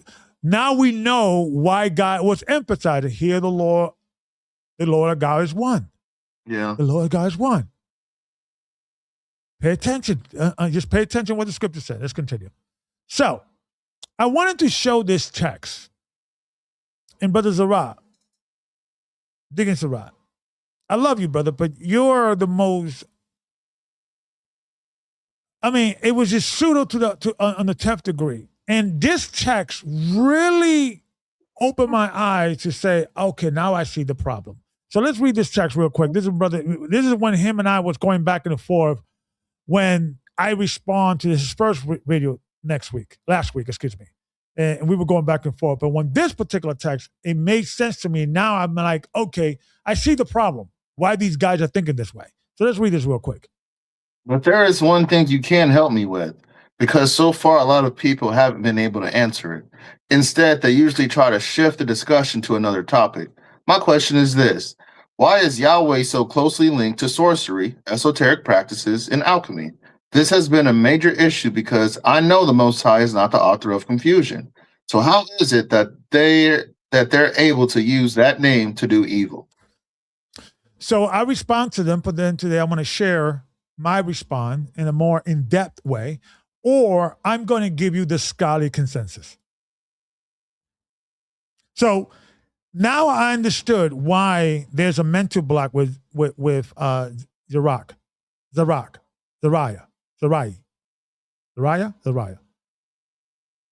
Because in his mind, Yahweh is found in mystical books. So that means Yahweh is evil. So that's why Jews could use the name Yahweh to do evil. That's kind of his right. Why is Yahweh found in these sorcery books? So that's for him. That's evidence. He's wicked. That's evil. Boom. That's evidence. Because why would they have that name there? Right? Okay. Let's have a conversation. And this is where he goes to go into. This is a scholarship. I got this off his video. Let me show you guys. This is this video. Okay, matter of fact, let's hear a little bit of his scholarship, right? Yahweh's link to the occult and mysticism, right? So let's get this record here. This is titled Llewellyn's High Magic Series, Tetragrammaton, The Secret to Evoking Angelic Powers and the Key to the Apocalypse by Donald. The secrets to invoking and Ashtaroth. Sorry, I don't know what my thing does that. I think it picks up the last time. It gets, but you guys get the riff, right? And the anger of the Lord. You guys get the riff, right? He's, I'm gonna say this. I read a little bit of this book. How could I be polite? You're going to take the polite approach now? Whoa. This is pseudo. This book has no sources. This dude has an English major at best. Let me hear his own words. This is in a book about him, Donald Tyson. This is, what he's all about. Donald Tyson. Let's read his educational background and his little commentary. Okay. Donald Tyson lives in Halifax, Nova Scotia. Early in life, he was drawn to science by an intense fascination with astronomy. He began university seeking a science degree, but became disillusioned with the aridity of a mechanistic view of the universe and shifted his major to English.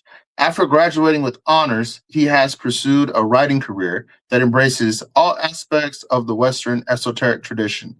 The author of 2 novels and more than a dozen nonfiction books on Western occult subjects, such as divination, Kabbalah, and ceremonial magic.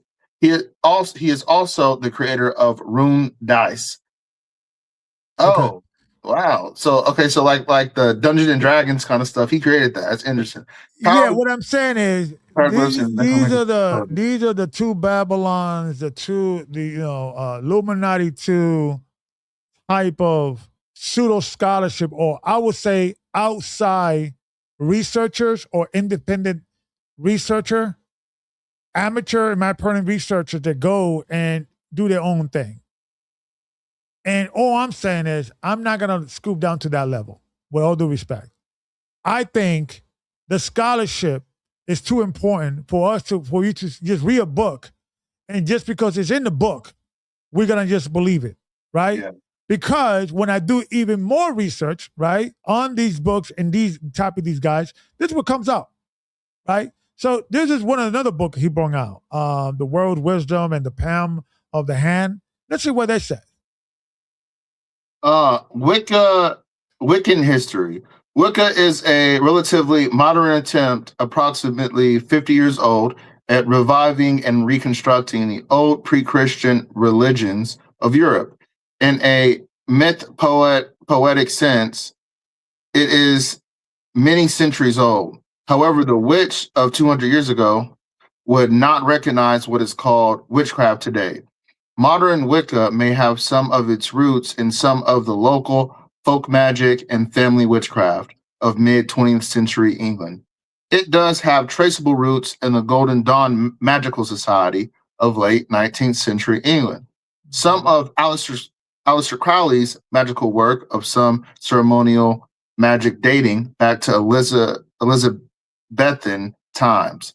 For a modern history of English Wicca, the reader can most profitably consult the works of Janet and Stuart Farrar and Doreen Valente. Right. So this is from that website, Sacred Text. Right. And you hear these Aleister Crowley. These guys are not respected scholars, first of all. These guys are outside charlatan, researcher, and they do their own thing. They're not respected. And it's, like I said, Wicca and these type of discussion is fairly new, approximately 50 years old. It's not, and it's a reconstruction of all pre-Christian, right? And guess what? Let's read some more on this. Let's read more commentary, specifically on the witch's god. There's another name or book that Ricard likes to use, and I've heard him use this, and he's in brother Iraq, he used this. But what does the commentary said about this? Let's read. In the witch's god, Janet and Stuart Farrar include Yahweh to map the historical and psychological evolution of the divine masculine, positioning the deity They include him. They add him into the writings. Why? Let's continue. Positioning the deity as a warrior god archetype that shaped patriarchal spirituality. Within a Wiccan framework, Yahweh is analyzed as a cultural expression of masculine energy and a supreme ruler archetype. So it's an Listen, archetype. It's not. yeah, It's a reference. It's yeah, not necessarily a. scholarship, man. This is Yeah. you can't throw this in there in the same way, in the same light as the scholarship work of Michael Eisner and all these other guys that are doing the hard work. And you got these space cadets. Oh, I worship the Isis of the Greek star. Get out of here with that nonsense. And you want us to go into these books and respect in the same level of these guys doing the actual Yeah. hard work? Come on, guys. Yeah. It's a problem. It's a problem. This low level intelligent nonsense that we go into and like, yo, there's some deep stuff. Yo, no, it's not. Not even close. The famous Illuminati 2 book. And this guy has no scholarship. And he's quoting the Strong, which is an outdated book. And I'm going to show you why it's outdated. I'm going to show you it's incorrect to say Yahweh. Like, let me ask you a question, Brother Alexander. Okay. Have you ever seen the word Yahweh or Yaha or Hayah in the biblical writings talking about a situation that somebody's falling, somebody is wicked, calamity?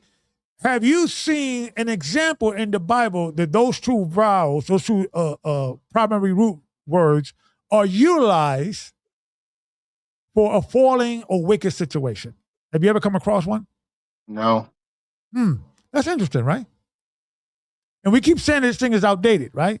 I'm going to be doing more in-depth studies on this and why this is outdated, and this is the reason why you can't use the Strong, because no one believes anymore that these two particular names, it's a different variation of Yahweh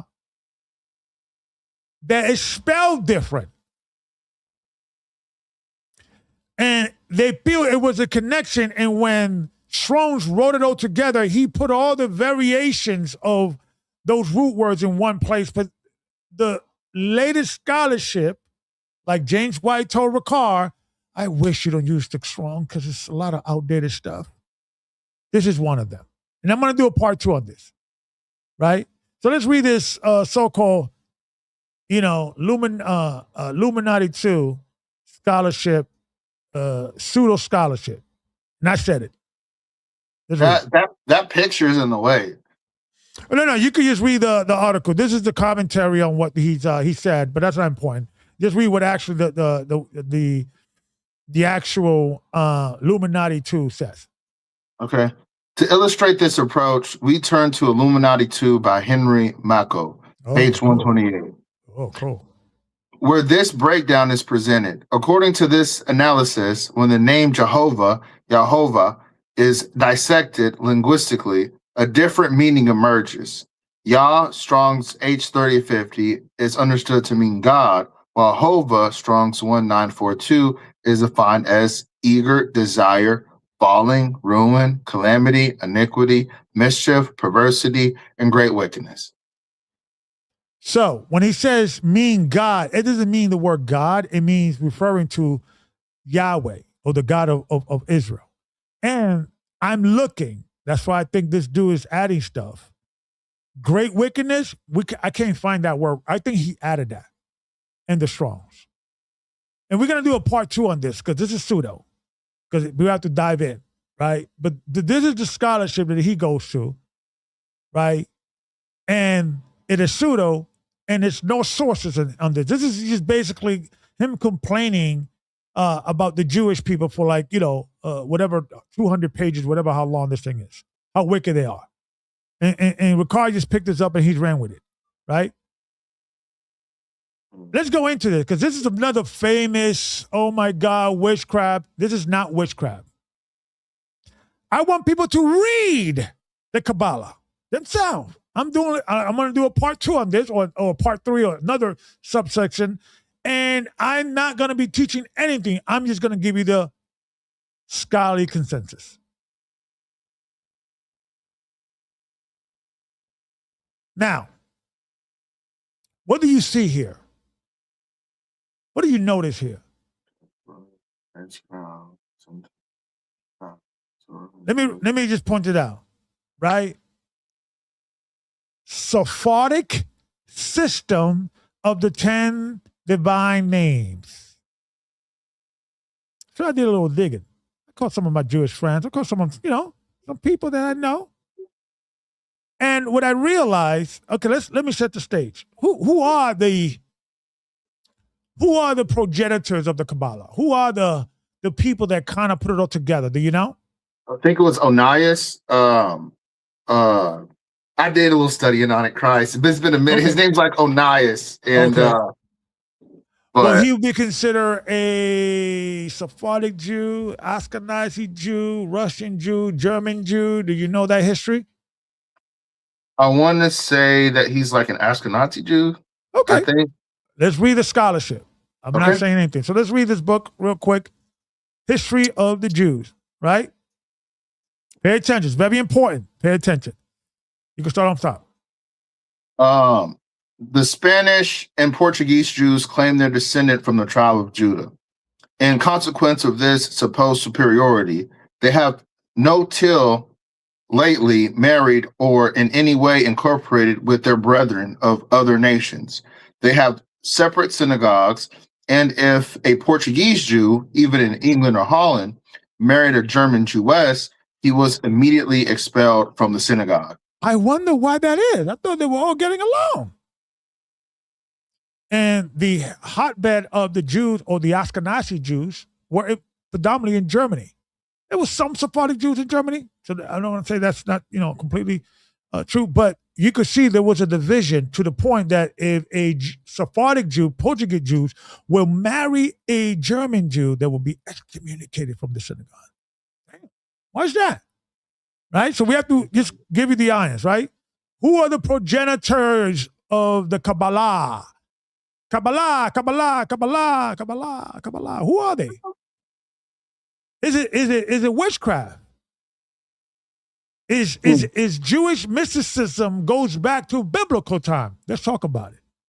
I think it's witchcraft because they deal with more than one God. It's not just one divine. Listen to me. What did Peter say? What did Paul says in Romans 10? Okay, he said, I have them, you're talking about from the first, I bear them record that they have a zeal of knowledge, a zeal of God, but not according to their knowledge. They go establish their own knowledge. Yeah. This is nothing new. So we have to get away from the syncretism, which is the mixing of different gods, goes back to the wilderness. This is what the scholar says. The scholar's consensus. When Aaron created 2 bulls, and he said, "These be your God, Yahweh." Yeah. The scholar consensus says this is the early evidence of syncretism, meaning mixing different religions' culture into one. So just because you hear in the Bible, "Thou shalt not have any idol before my face, O Israel," doesn't mean that Israel obey that. I just remembered this. So it's like Kabbalah believes like there are fractures of God spread around the earth, and they're supposed to right. But what I'm saying is, but it's not satanic from a Western perspective. Well, yeah, not from a Western perspective, but it's like. It's okay, but it's syncretism. I want you to understand what it is. Syncretism meaning it's mixing. Definitely syncretism. It's definitely mixing. Yes. But we have to calm down, understand what it is versus what is not. That makes sense. So if you see the name Yahweh, don't freak out, because I'm going to show you that syncretism is a thing that was always part of Israel. Even biblical time, right? So let's continue. And we all know how the Jews of Portuguese in Spain used to look like. Black, right? Mm-hmm.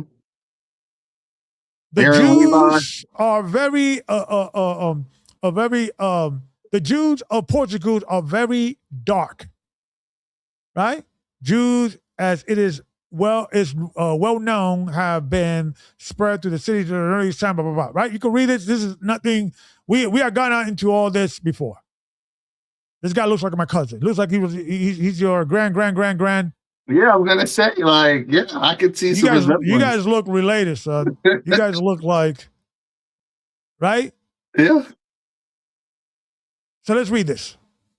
Yes, Sephardic, Iberian, and other Mediterranean Jewish scholars played a massive defining role in the formation and development of Kabbalah.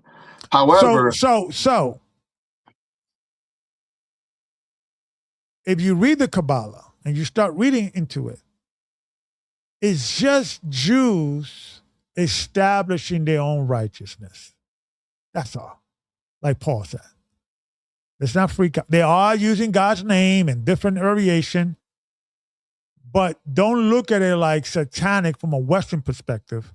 Just looking at them as syncretism. I agree with you. Look at them as they're doing it wrong, right? They still have a love for zeal. They have a love for the Most High. I agree with you. They're not wicked. You can't tell me Rambam was a wicked man. Rambam was one of the greatest rabbi. He was, he loved God. He hated the Christians, though, for good reasons. He was under the rulership of the Muslim, the Moors. He lived during that time. He loved God, but not according to, you get what I'm saying, to knowledge. We have to just calm down in this wicked, evil, good or wicked kind of scenario. And that's been all bunched in. Pigeonholing. Pigeonholing, I think is a great word for it. Yeah. Let's continue. However, the foundational concepts actually first took root slightly earlier among Jewish mystics in Provence, southern France in the 12th century. The origins and major milestones unfolded in several distinct phases. 12th century Provence. The first definitive Kabbalistic text, the Sefer HaBahir, Book of Brightness, emerged here around 1176, introducing concepts like the 10 divine powers or Sephirot. 13th century Spain. Kabbalah truly matured in the Iberian Peninsula, the historical home of Sephardic Jewry during this period. The Zohar, the most important foundational text of Jewish mysticism, was compiled, heavily attributed to the Spanish Kabbalist Moses de Leon in the it's a 1280. 1280. The Spanish Kabbalists. Who started this? I'm not condoning it. I'm not saying it's, it's a way. No. All I'm saying is these were our people doing this. This is our people, right? This is, when you look into the history, this is where kind of the region and where this thing started at. In Spain, the Iberian Peninsula, right? There were also black Jews in France. We got to get away. Just because we talk about Jews in Europe doesn't mean we're talking about white people. Why? Did we forget? Right? We had Jews when they were expelled in Spain, right? Yeah. We forget? I believe that Rambam, because the picture they have today is fake. It came in much later. I believe Rambam looks like somebody like this. I got cousins that look like that light-skinned brother. So see, someone like this was Deuteronomy 18. Deuteronomy 18, 8. This guy would be considered a light-skinned black guy, or, because you can see the high cheekbones, you can see the curly hair. Yeah. He's not white. No. Right? No. Did we forget? I'm just guessing. So is it possible that the Kabbalah could have, I'm not condoning it, but maybe they didn't start it with these wicked Jewish white Jew. You're pretty racist, by the way. You're just blaming everything that's wrong with white people. You got to come down with that. And the Kabbalah, it's just wrong. It's not wicked or evil, like don't touch it, brother. It's history. It's just history. It's just a point to rule. I mean, it's just information we should know about, and it gives us an insight in how our Jewish or Israelite brothers in Spain, how they used to think and yada, yada, yada. That's all. Did we forget? This guy, he was an archer in the Roman Empire. Did we forget? Right? So let's read some more. Let's read some more commentary. Yes, Spanish Jewry was the historical epicenter of Kabbalah. Many foundational texts of Jewish mysticism were written in Spain prior to the 1492 Alhambra decree. These classic histories and studies document the vibrant Kabbalistic traditions practiced by the Jews of Spain before and during their exile. Before and during the exile. We probably brought that with us when we got in the slave ship, when we were in Africa and all that. It's just Jewish mysticism. It's not right. I'm not condoning it, but it's not like this is evidence that Yahweh is Satan. Get out of here with all that. Right?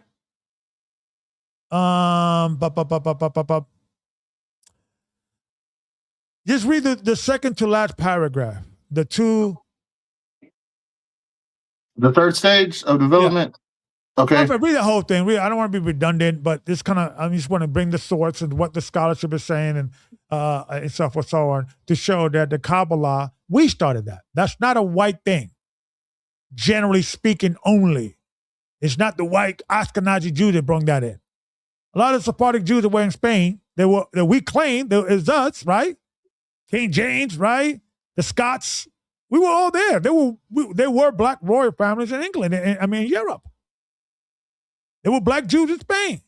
And the source, the history shows that it was the majority Sephardic Jews, and if the Sephardic Jews were black, the majority, or I won't even say the majority, all of them, because I have never found a Sephardic Jew being described as he was interchangeable. You could not distinguish him from a German. I can't find the literature. Right? Let's continue. Let's read. In the following article, the author refers to Moses de Leon as the author of the Zohar. However, recent scholarship, particularly the work of Yehuda Libaeus, has suggested that the Zohar is actually the work of a group of mystics. De Leon was a central figure in this group, and he probably wrote a large portion of the Zohar. The following is reprinted with permission from Essential Judaism, published by Pocketbooks. The third stage of the development of Jewish mystical thought grew naturally out of the 12th century schools, the basic grounds on which European Jewish mysticism would stand and have been prepared by the Ashkenazi. Under the leadership of Eleazar ben Yehuda of Worms, who wrote a key commentary on Sefer Yetzirah, and two Spanish groups, one based in Girona, was inspired by Isaac the Blind, while the other, a more elite gathering, was led by Nachmanides and centered in Barcelona, when the Ashkenazi group faded in the second half of the 13th century. The Spaniards came to the fore, incorporating their German brethren's thought into their own. Over the next 2 centuries, until the Jews were expelled from Spain in 1492, the Iberian nation would be the center of Kabbalistic writings and thinking. Right. So it looks like there was like a shift. You get what I'm saying? That the Sephardic Jews were on, because the Sephardic Jews in Spain and Portugal, they were so tight together that if somebody married somebody outside, or a woman married some from another synagogue, they'll get kicked out. So it looks like there was like something going on. But I just want to show you that although the majority of the people that are keeping or studying Kabbalah are usually Ashkenazi, but the origin of it was Sephardic for the most part. That's what I'm saying, right? Which was us, right? Let's continue reading this. Yeah, this is the point. Israelite mysticism goes back to biblical times. Yes. Scholarly consensus identifies the Colossian heresy, Colossians chapter 2, 16 through 18, is a synchronistic blend of Jewish mysticism, strict what is that? Asceticism? What is that word? You know why I probably didn't get? I had to get that word. Yeah, somebody look up that word, and because syncretism is what the one I wanted to. That it's talking about mixing different religion, different culture. But when you look at all the comments and all the understanding, there was never no Gnostic Israelite group that was blamed or accused of worshiping the devil. All of them were like ultra righteous. Like, that's why Paul says, listen, these people have a form of righteousness. Handle not, touch not, don't do this. But don't have, it's the same thing. It's the same kind of like conundrum the Essenes would be in. Thank you. Yes. We're more righteous than you. Yeah. And we're going to worship Yahweh even better than you. It was more that. It was never they worshiping Satan.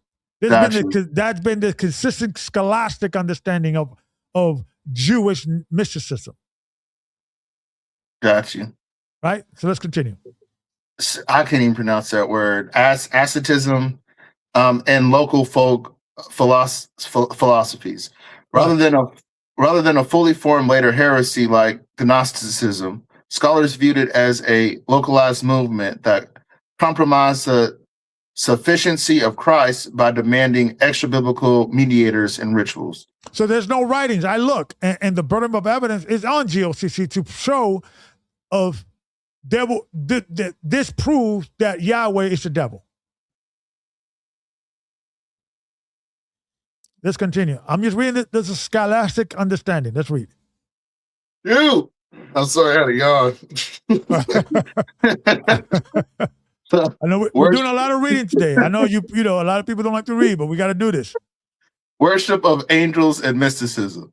In Colossians 2:18, Paul warns against insisting on self-abasement and the worship of angels, taking his stand on visions. Scholars generally agree this involved venerating angels as intermediaries to reach the transcendent God, often bolstered by elitist spiritual claims. The scholarly debate. While the core components are largely agreed upon, scholars debate the exact philosophical or religious environment that produced this blend. Jewish roots versus pagan influences. Older scholarship heavily leaned towards interpreting the heresies as an early form of Gnosticism or a Hellenistic mystery cult. Today, mystery cult. There's been cult back there. There's not only, there's not a new idea. That's what I'm trying. We got to get away from this, people introducing this information from a hocus pocus, exotic way to that, it's scary, it's the devil, Satan. Relax, dude. Everybody has to calm down, be mature, and read these articles in a mature way and stop being biased. And just because it's in the Kabbalah doesn't mean it's Satan. Yeah. Yeah, makes sense. Right? Let's continue. Jewish roots versus pagan influences. Okay, so today leading exegetes such as James Dunn and Clinton Arnold argue that that name or where you at? You left so I'm at today leading exegetes. Today leading exegetes. The word exegetes means what's in the text. Eisegesis is what you think is in the text, what you think it is, your opinion, what God's revealing to you, right? Like abstract, more abstract. Right. That's abstract. That's not scholarship. I don't want to talk about that. That's pseudo. That's what Ricard does, with all due respect. That's what 99% of all pastors do today. The eisegesis, what the Lord has revealed me today, blah, blah, blah. I'm sorry, that's what they do. And it's not okay. It's not okay just to wing it anymore. This subject is too important for us to just have uneducated idiots, and I'm including myself in that, being called an elder. I was always getting this compliment, elder, you the scholar of GOCC. No, I'm just reading the scholarship. I'm not the scholar. They are.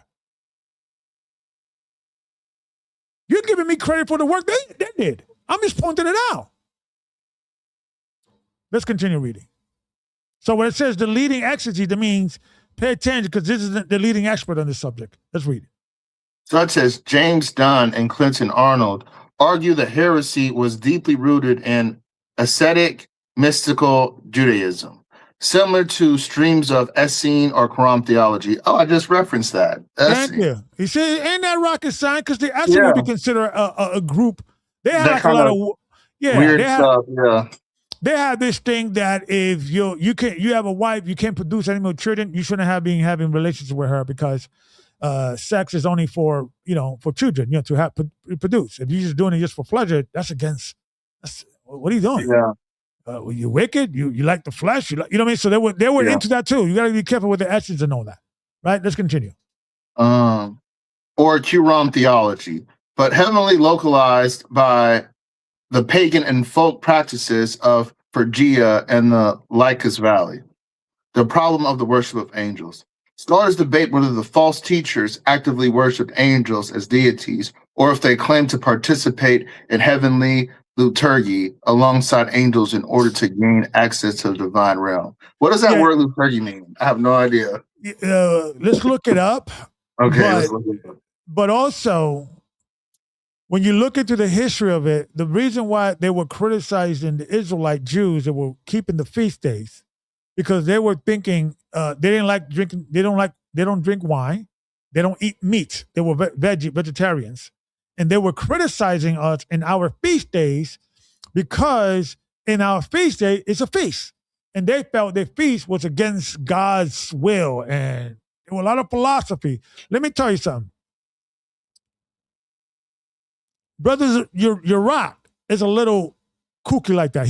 I could see guys like him getting caught up with these little crazy theoretical teachings. It's like they remind me of that guy that called on the show, talk about the guy still talking to people, and he went into like if you just got to pray and God would teach you everything. Remember that the guy I was yelling at a few weeks ago? Yeah, it just means worship. It just means worship, service, Right. ceremony. Right.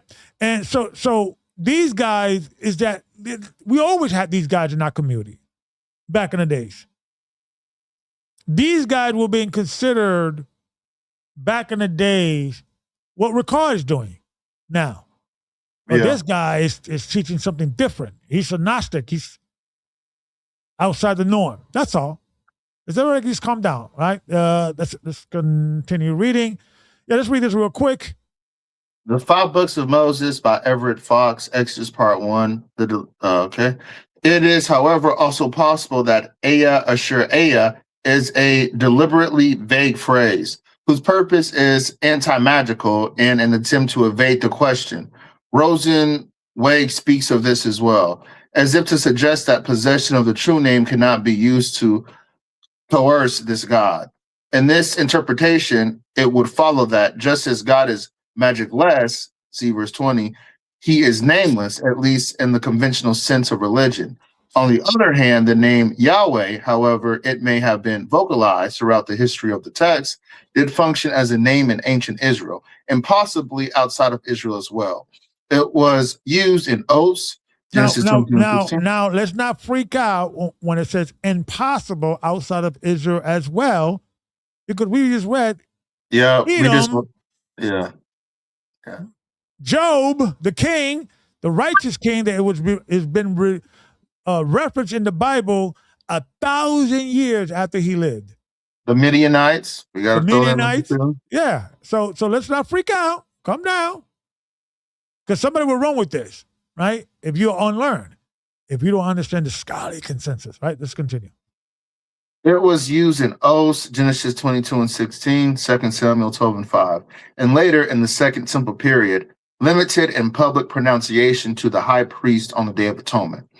As happens frequently in the history of religion, if we follow a concept long enough, it transforms back to the beginning, often in an opposite meaning. And so when the use of Yahweh is traced through Middle Ages, one finds it turned into a magical name at the hand of Jewish mystics. That's not God's fault. You understand what I'm saying? That's not the Bible's fault. If people want to add these names in these crazy books, because you understand what I'm saying? If I write a book and says, Chuck Norris beat up Bruce Lee in the movie Return of the Dragon, and I send it to you and I write a whole book, it will be wrong because in the movie, Bruce Lee kicked Chuck Norris' butt. I got you. It's the equivalent of how God made the rainbow as a token to establish a covenant that he would not flood the world and destroy the world like that. Yes. But today, we have the LGBTQ plus IA community to use that as a symbol of pride. So exactly. Let's just say like people like years, like a millennium from now, they would go back and say, well, you see, the rainbow is associated with Satan. But in actuality, if you went deeper, you see that the rainbow was a token of God, but that they came in and made that a thing of Satan. So let's throw out the rainbow now. No, let's be mature, logical, reasonable, and everybody calm down. You can't blame the Bible with some dudes in the Middle East. I mean, in the Middle Ages, decided to say, you know what? Let's put a magical book together. That's evidence. Okay, no, it's not. Right? Let's continue. Remember, the smartest people aren't information collectors. They are pattern recognizers. Oh, sorry. Wait. Deserving point. Hold on. I pressed the wrong button. And no, it's not the Illuminati try to mess with me like some people be, like, you see, they're messing with us. Right? The devil messing up. It's just basic, So remember, the smartest people aren't information collectors. They are pattern recognizers. We got to see the pattern. We got to look at the...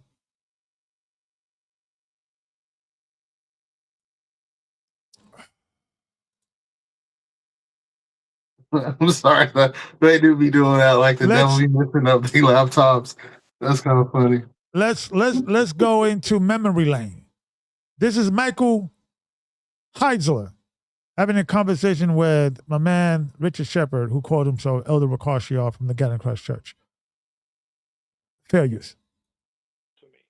Okay, why did nobody teach me that when you get a credit card, I'm sorry, because I'm recording it from a recording that has commercials, so bear with me. Okay, that's point number one. And number two, because it's really based on grammar. Your first source, Makau, about the Pharisees injecting Yahweh into the text, that's completely bogus because the Dead Sea Scrolls predate the Pharisees as a sect, and the divine name in the Phoenician Hebrew characters occurs in the Dead Sea Scrolls.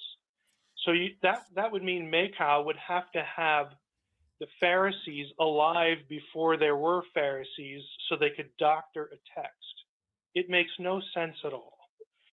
Regard to Metatron, there were Kabbalists, Freemasons, and a whole number of people who used the term Metatron in an occultic sort of way of the God of Israel, but they also used it of Jesus. So if the use of Metatron somehow makes the God of Israel evil, then by the same logic, we would have to conclude that Jesus is evil. And he's not. I mean, these things come from different periods of time, these references that are in the sources that you just read. It's almost like the person who wrote them has no concept that what goes, which of these things goes before and after the other.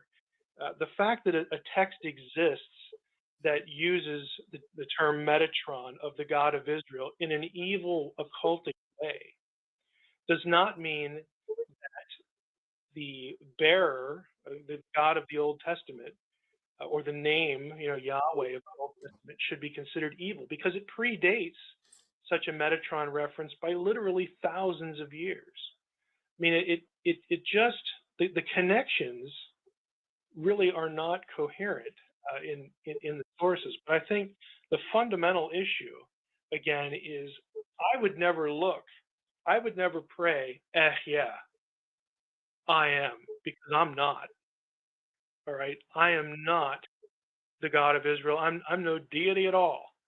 Okay, and so this is why in the Bible you only see AHAYAH when God is the speaker, because he has the right to say that. you see Yahweh, the third person grammatically, everywhere else when God is not the speaker. Again, it's grammar and it's a protection. It's honorific. It's honoring God. It's avoiding blasphemy is the point.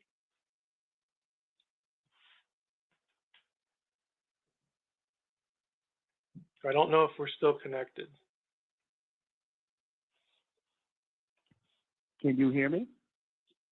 I can hear you. Okay. We agreed together that the Most High said, AHAYAH, AHAYAH. The point, Yes, point and that, he's the only one who can say that. okay. All right. Let me respond. Well, that renders the whole idea of Yahweh being some other deity or evil entity. That renders that whole idea completely false.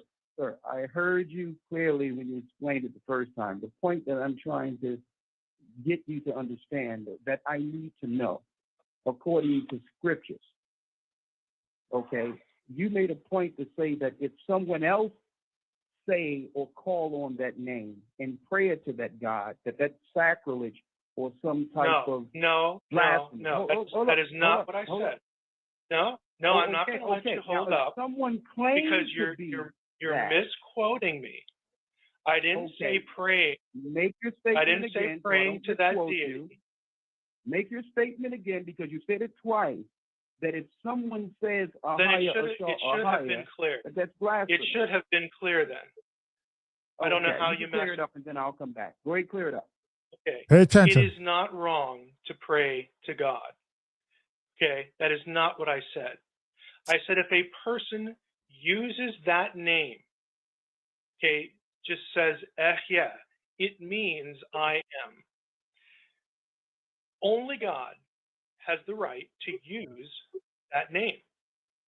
So this is why when we refer to God, when we speak to God, when the biblical writer talks about God, he doesn't use AHAYAH, he uses Yahweh, okay, the third grammatical person as opposed to the first person. Okay, that's all I said. I didn't say that you shouldn't pray to God or anything like that. It's a grammatical issue that is seen throughout the scriptures. No one can say I am except God. Maybe I should just head home. No, please, I'll call you. I'm sorry, it was another commercial. Throughout the scriptures. No one can say I am except God and Jesus, of course. Well, this is the point that I'm glad because it's the same thing. The bottom line is what I'm trying to ask you, sir, is... No, Ricard, it's not the same thing. And listen to what else Ricard responds and look. This is the reason why the scholarship is never going to respect us if we continue allowing ourselves to be represented by such low-level... I'm tired of calling them the idiots. I mean, because I'm trying to find a new word. I don't know what else to call them. Schools of thought. Yeah, it's like, come on. The pay attention. It gets worse. Where is it at in Scripture that says that if you say that name, it's blasphemy? Where's that in Scripture? There's no verse that says don't use the first person grammatically. It is a phenomenon. Okay, so where did you get that from? If you don't say it in Scripture, where did you... Ricard, my man, it's in the language. This is what this guy doesn't understand. That's like me trying to teach you the rules of Chinese, if I speak Chinese. And you're like, where do you get that from? Chinese. Language has grammatical rules. Every language has grammatical rules. That's where he got it from. That's what he's trying to explain. And this guy... It's not appropriate. I'm telling you, this man is not the brightest. He's not a bright dude. He doesn't know, where do you get that from? He just explained to you, idiot. It's the way the grammar of the language is structured. Lord help me. Get it from. Okay, let me finish the sentence. It is a phenomenon of the scriptures themselves. It is just a fact that no speaker, other than God himself, uses AHAYAH uses the first person because it's inappropriate. Only I can call myself Mike Kaiser. Sir, what I'm asking, but it will be inappropriate from a grammatical perspective. You understand what I'm saying? Like, that's like me saying, I understand. it's like putting a plural word that's supposed to be a singular. It's just the rules of the work and how people cannot communicate. They cannot communicate properly without these rules, sir. Please. It's just it's like we have third person, second person in the English language, as well. Were you paying attention during high school? Record. It's like this is like alien conversation to this dude. And because he wants to zero in where is that said in the Bible?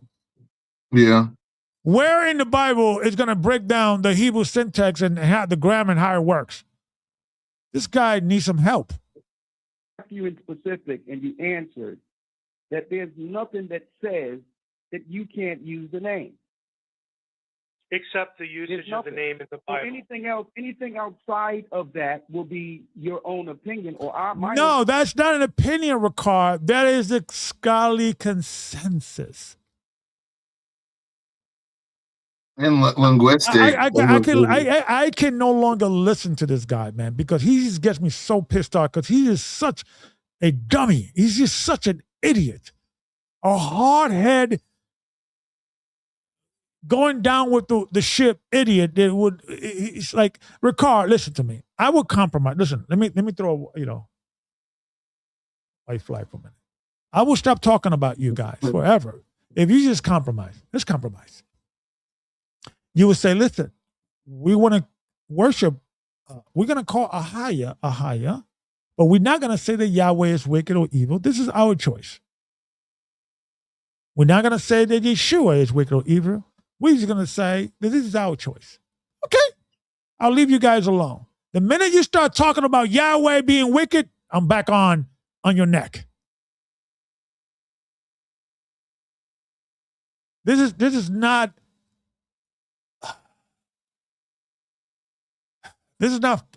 funny, man. You know what I mean? This is not funny. This is not in any way cute. This is not in any way, because this is what's going on. I want you guys to see or to hear this gentleman.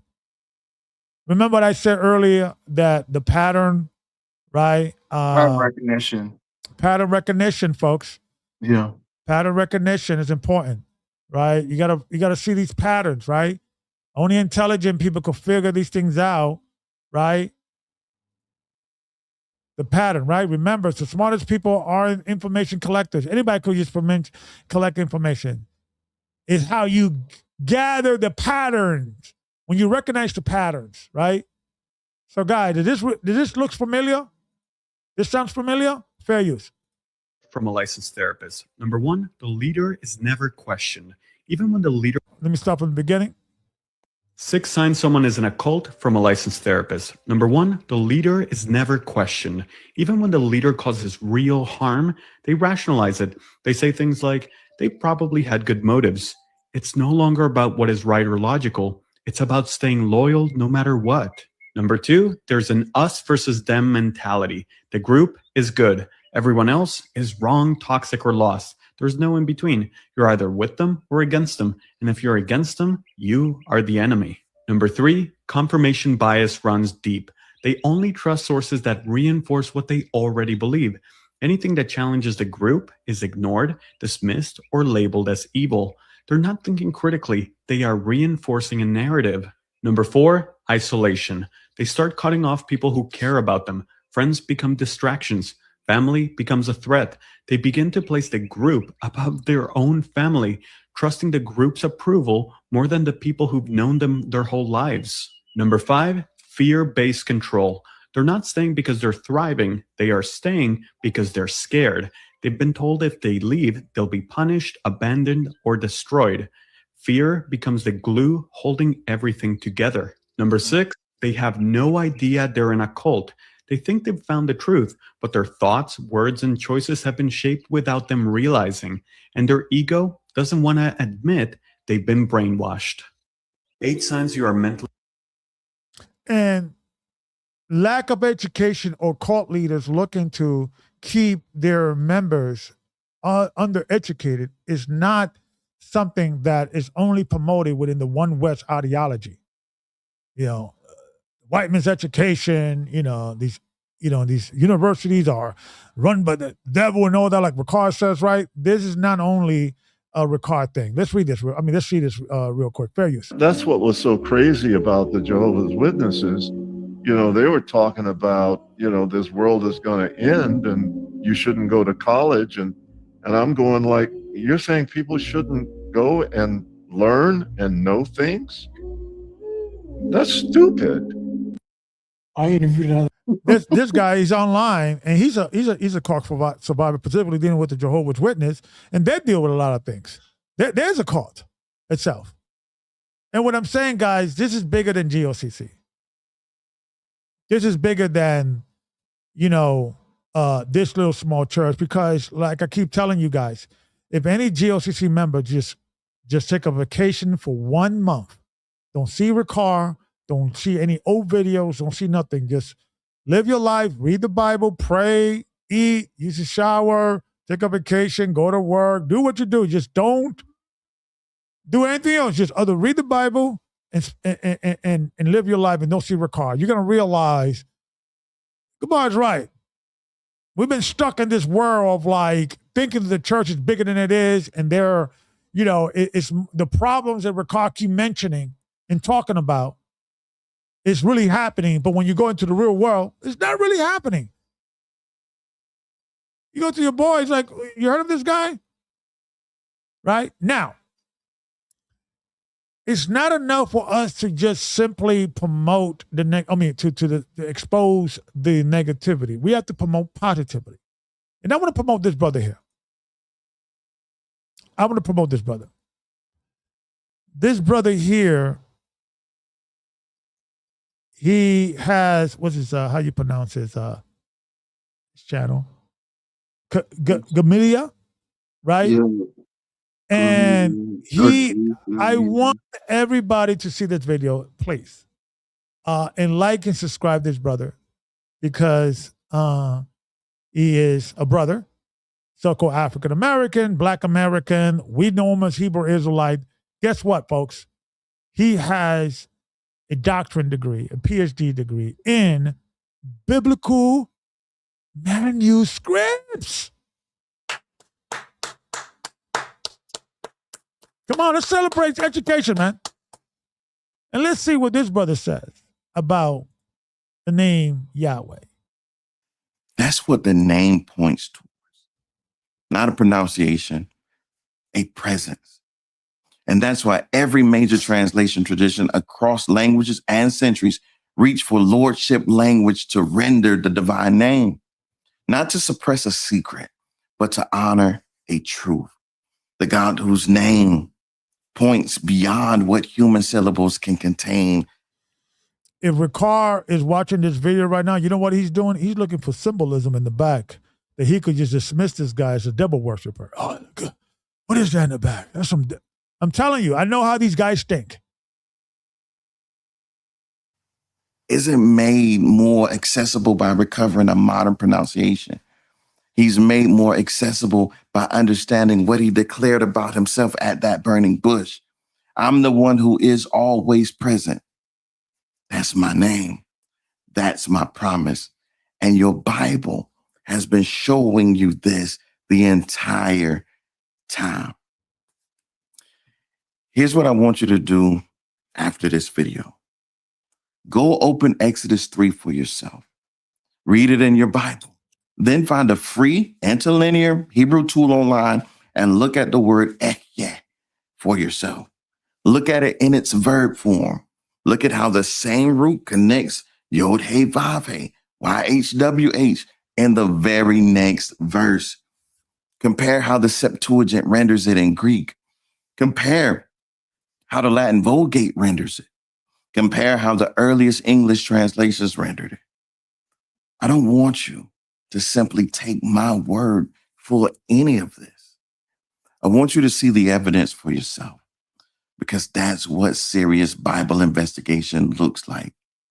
Not watching a 30-second reel that tells you what to believe, but going to the actual record and examining it with your own eyes. I want you studying the text. I want you comparing translations. I want you learning how biblical Hebrew actually works. I want you asking hard questions of the evidence itself, not just of the people arguing about it. Because the moment you go to the actual record, the conversation completely changes. And you realize something important. You weren't ever missing anything. The text was never hiding anything. The name was there the entire time, pointing you towards a presence, not a password.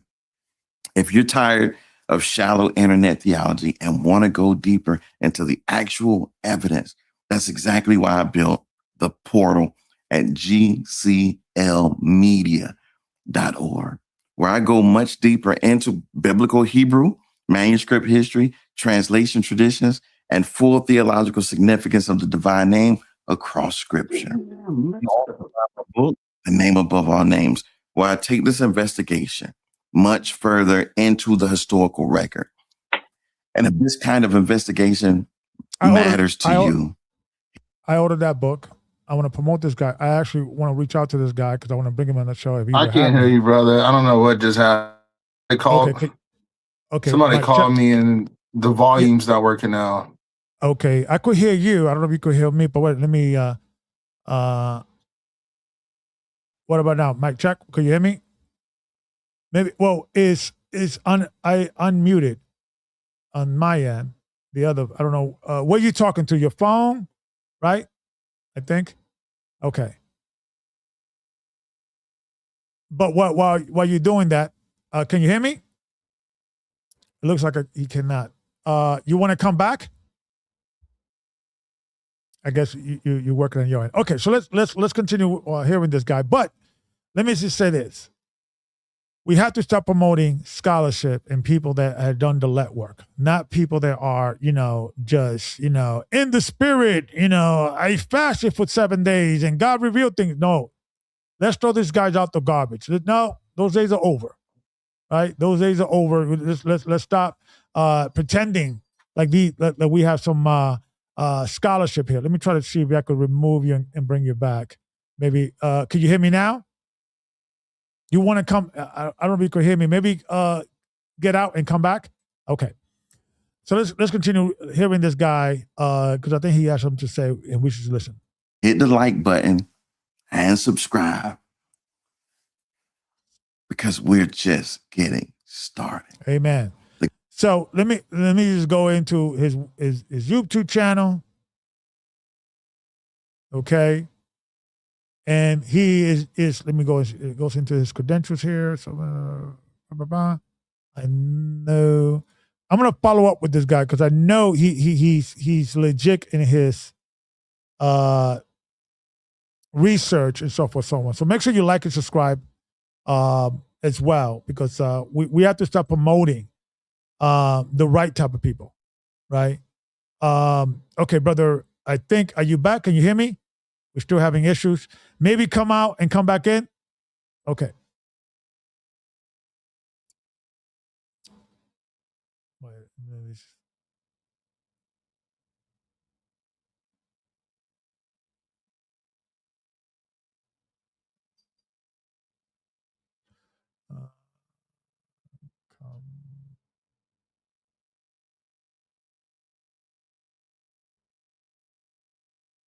2 seconds, folks.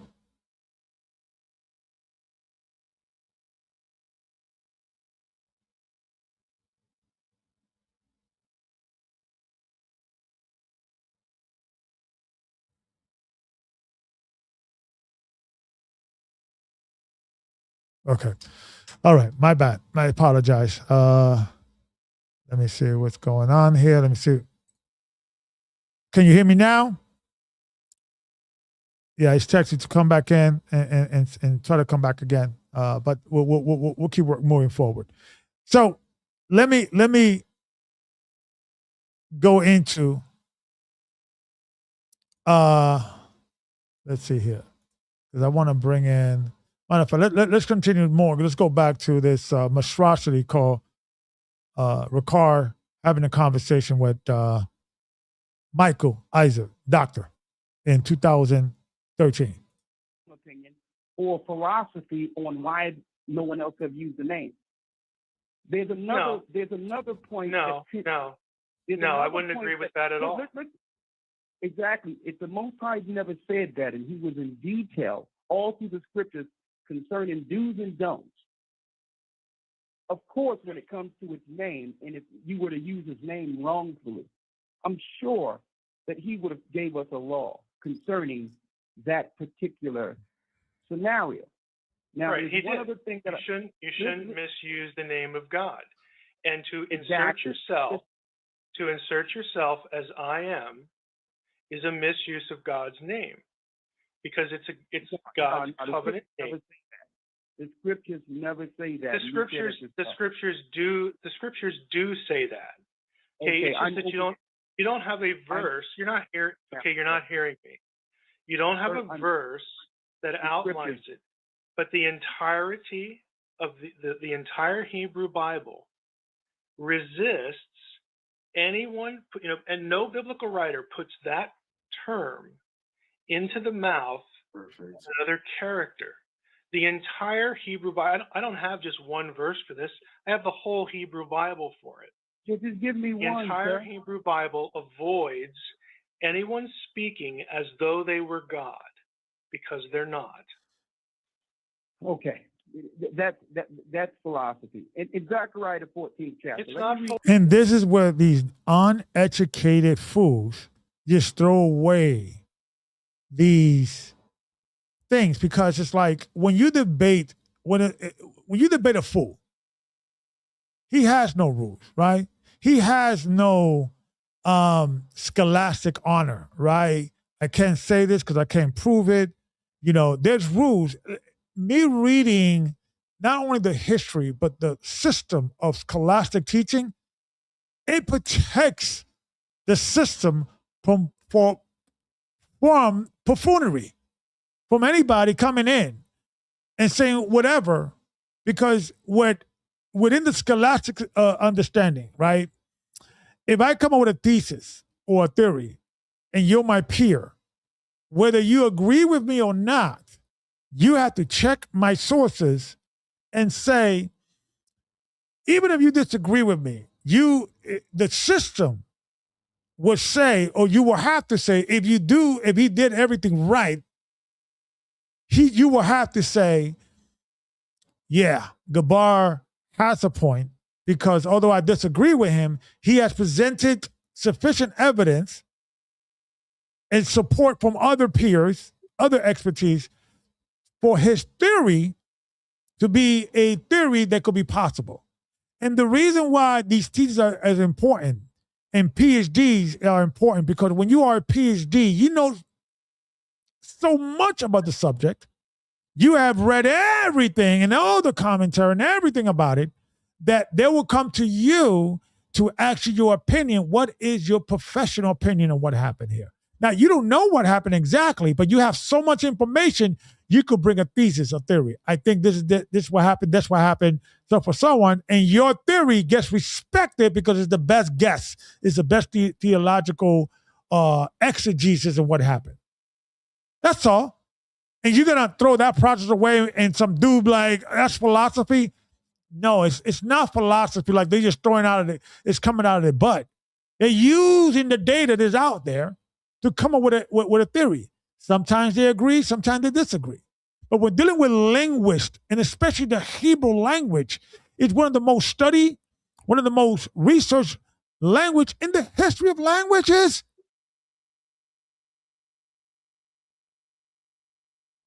So when you have a linguist expert like Michael S. telling you, it's not in the Bible because it's not recognized as the name in the Bible, The AHAYAH was always considered to be a verb, an action that only God could say. And the evidence that that is true is nowhere in the Bible, no one is using I am or AHAYAH, first person, when they're saying I will be. They're using other Hebrew words. Showing the pattern of evidence, right? Intelligent people see pattern. Ricard doesn't see that pattern. He doesn't acknowledge that pattern. He doesn't care about that pattern. Because in his simpleton mind, he said, where's that in the scripture? Show me the scripture that is going to explain to me the grammatical syntax of the Hebrew language. This guy's a brutal, he's not an intelligent man. That's what Isaac, we keep hearing the video, I gotta go, because he knows he's dealing with an idiot. Let's keep listening. Philosophy, it's the entire Hebrew Bible. Listen, let me read Zechariah the 14th chapter, and you can tell me who's this, AHAYAH or Yahweh here. The entire Hebrew Bible. I don't have just one verse for this. I have the whole Hebrew Bible for it. Just give me the one. The entire sir. Hebrew Bible avoids anyone speaking as though they were God, because they're not. Okay. That's philosophy. In Zechariah the 14th chapter. It's not philosophy. It's the entire Hebrew Bible. Listen, let me read Zechariah the 14th chapter, and you can tell me who's this, AHAYAH or Yahweh here. Zechariah 14:9. This is a scripture. I'll read the scripture. And the Lord shall be king over all the earth. And in that day there shall be one Lord, and his name one. What's that? Now, you know what's the funny thing? Why Ricard think he has a point here?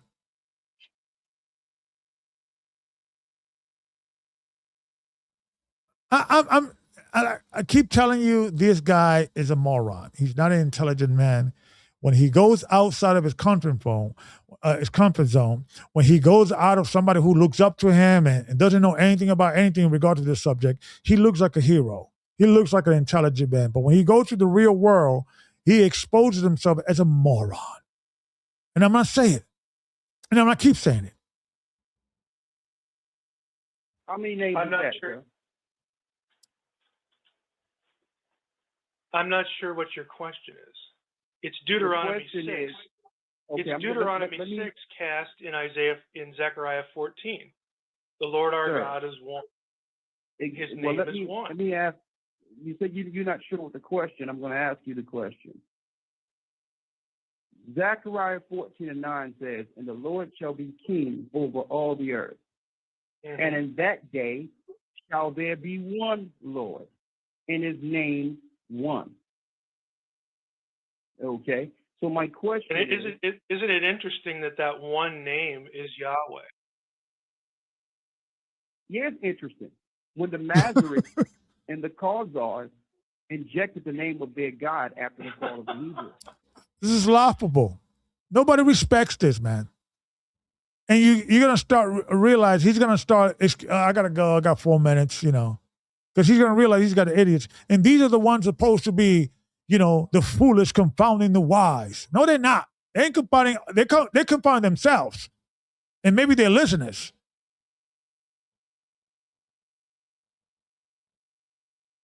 And you're going to see after a while, he's going to okay, all right, okay. Okay, this is just protocols of the elders of Zion stuff. It's not unfamiliar. Right. It's not unfamiliar to me. Okay. That's all it is. And to get that argument, brother, I knew about this before there was any such. Before I found any record, I didn't read the learned elders of Zion until about 4 years ago. I've been in this understanding for about decades, brother. So you see what we're trying to say? I didn't get this from the elders of Zion. You're trying. What's your point? You're still wrong. Like I said, these one Western idiots that came out of the 125th Street are the dumbest, most idiotic people in the world, man. They're not smart people. I'm sorry. And I'm going to keep saying that. Doesn't matter because your audience, if you'll end up putting this on the air, your audience should read "The Lie That Wouldn't Die" by Hadassah Ben Itto, and it is a complete, thorough analysis of the forgery of the Protocols of the Elders of Zion. It's a scholarly work, and it's not the only. It's been known as a forgery since since almost literally. I'm sure it has been. Also, there's probably a forgery when it comes to the Khazarian conversion into Judaism. That really didn't happen either. Okay, not all events in history are interconnected and completely related. Yeah, I think the problem with Ricard, he has this white phobia that it's like he just puts everything that happened with white people, the Khazars and the this and the that and the boot, and he's a dangerous man because he's dangerously stupid, and a lot of people are following this dude. Well, not a lot of people, but people that I care about. There's some of the people that I do care about. There and I'm like, this guy is not a smart man. He's going to continue embarrassing us over and over again, and you guys are going to end up becoming like a little echo chamber of a little group. All the smart people are leaving GOCC. All the people are waking up, quietly leaving. I'm telling you, you should be leaving, making noise, but like, no, because a lot of it, to be honest with you, one of the biggest regret and one of the things that I felt finding out, all the other things that Ricard is wrong about is embarrassing. You don't want to tell people you was involved in a car. You just want to go quiet and try to rebuild your life, right? For Maycow's source, for your source that you read, yes. Okay, the divine name of Yahweh is present in the oldest manuscripts we have before there were Pharisees. I mean, that's where you begin with all this. So remember, this was 2013. We read the article, the latest article in 2010. If somebody has a more further article about the Shanshu of Yahweh, because Michael's going to be commenting that, and he's not going to say anything about Edomite. Why? Because it's already been understood by the time, right, that the Shanshu of Yahweh is not talking about the Edomites. And even if it was, the Bible proves that were Edomite kings worshiping and praising Yahweh, that the Hebrew community was remembering this great righteous Edomite that worshiped Yahweh 1,000 years later, give or take.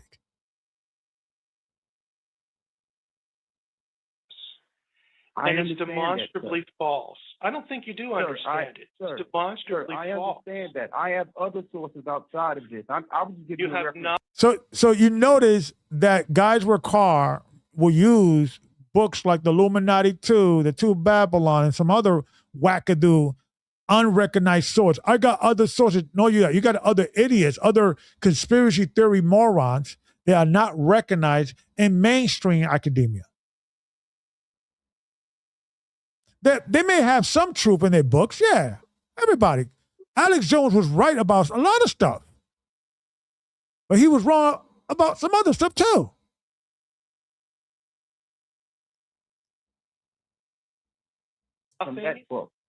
You have nothing as old as the Dead Sea Scrolls.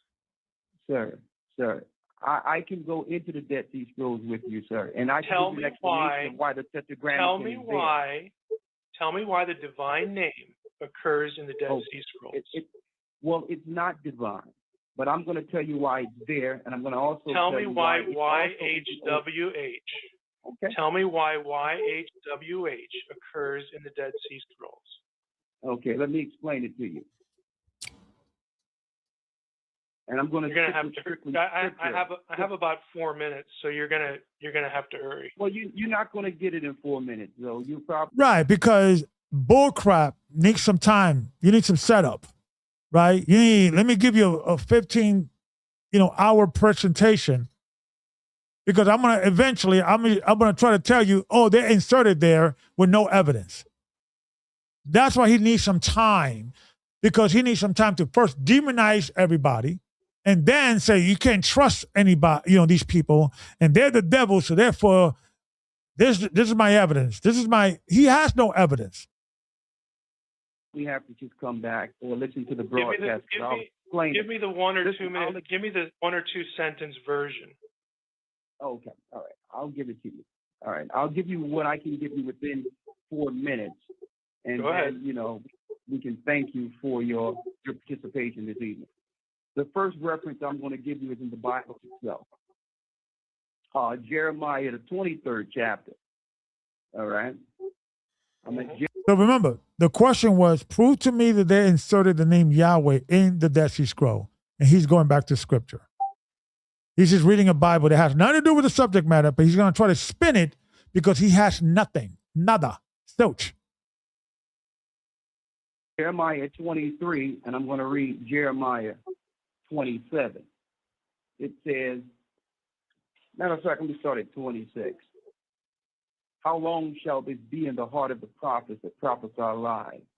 Yea, they are prophets of the deceit of their own heart, which think to cause my people to forget my name by their dreams, which they have every man to his neighbor, as their fathers have forgotten my name for Baal. So here we have, he's quoting Jeremiah. Jeremiah lived, I don't know, I would say 500, at least 500 years before the Dead Sea Scrolls was even put together. 500 to 600 years. And he wants to superinsert that scripture that was found in the actual Dead Sea Scrolls. Oh, Dead Sea Scroll guys. Hey, listen, here's the scripture. It's talking about us. 500 years ago, about the scribes in the Dead Sea Scrolls, removing the name. He has nothing. He has innuendos. He has scripture that he pulls out and try to make it seem like, and try to connect it together, and it has nothing to do with the subject. He's not approaching this from a scholarly's perspective. This is not funny, guys, at all. If it's funny, it's like real dark comedy. So number one, we know that another term for Baal or Lord is the Tetragrammaton. He just says stuff that it's not true. We don't know. No, you think that. Knowing, if you know something, that means it's true. Knowing or believe is the opposite of knowing. If you know something, you don't have to prove it because it's true. When you break down the Hebrew. Also, no, it's not. In verse 27, the divine name does not occur in the verse that you just read. So the connection you're making does not have a scriptural basis. Well, sir, let me throw something even older at you. Sir, you asked me to explain it. You got to let me explain it because I'm not done here. Now, if you got 4 minutes, then I'm going to give it to you in a short term of 4 minutes. If you can listen throughout the whole answer to this, and then you can spare us a few more moments. I actually can't. Okay. There's one other thing that if you want to let your listeners add some actual data, the Dead Sea Scrolls are not the oldest reference to Yahweh as a name.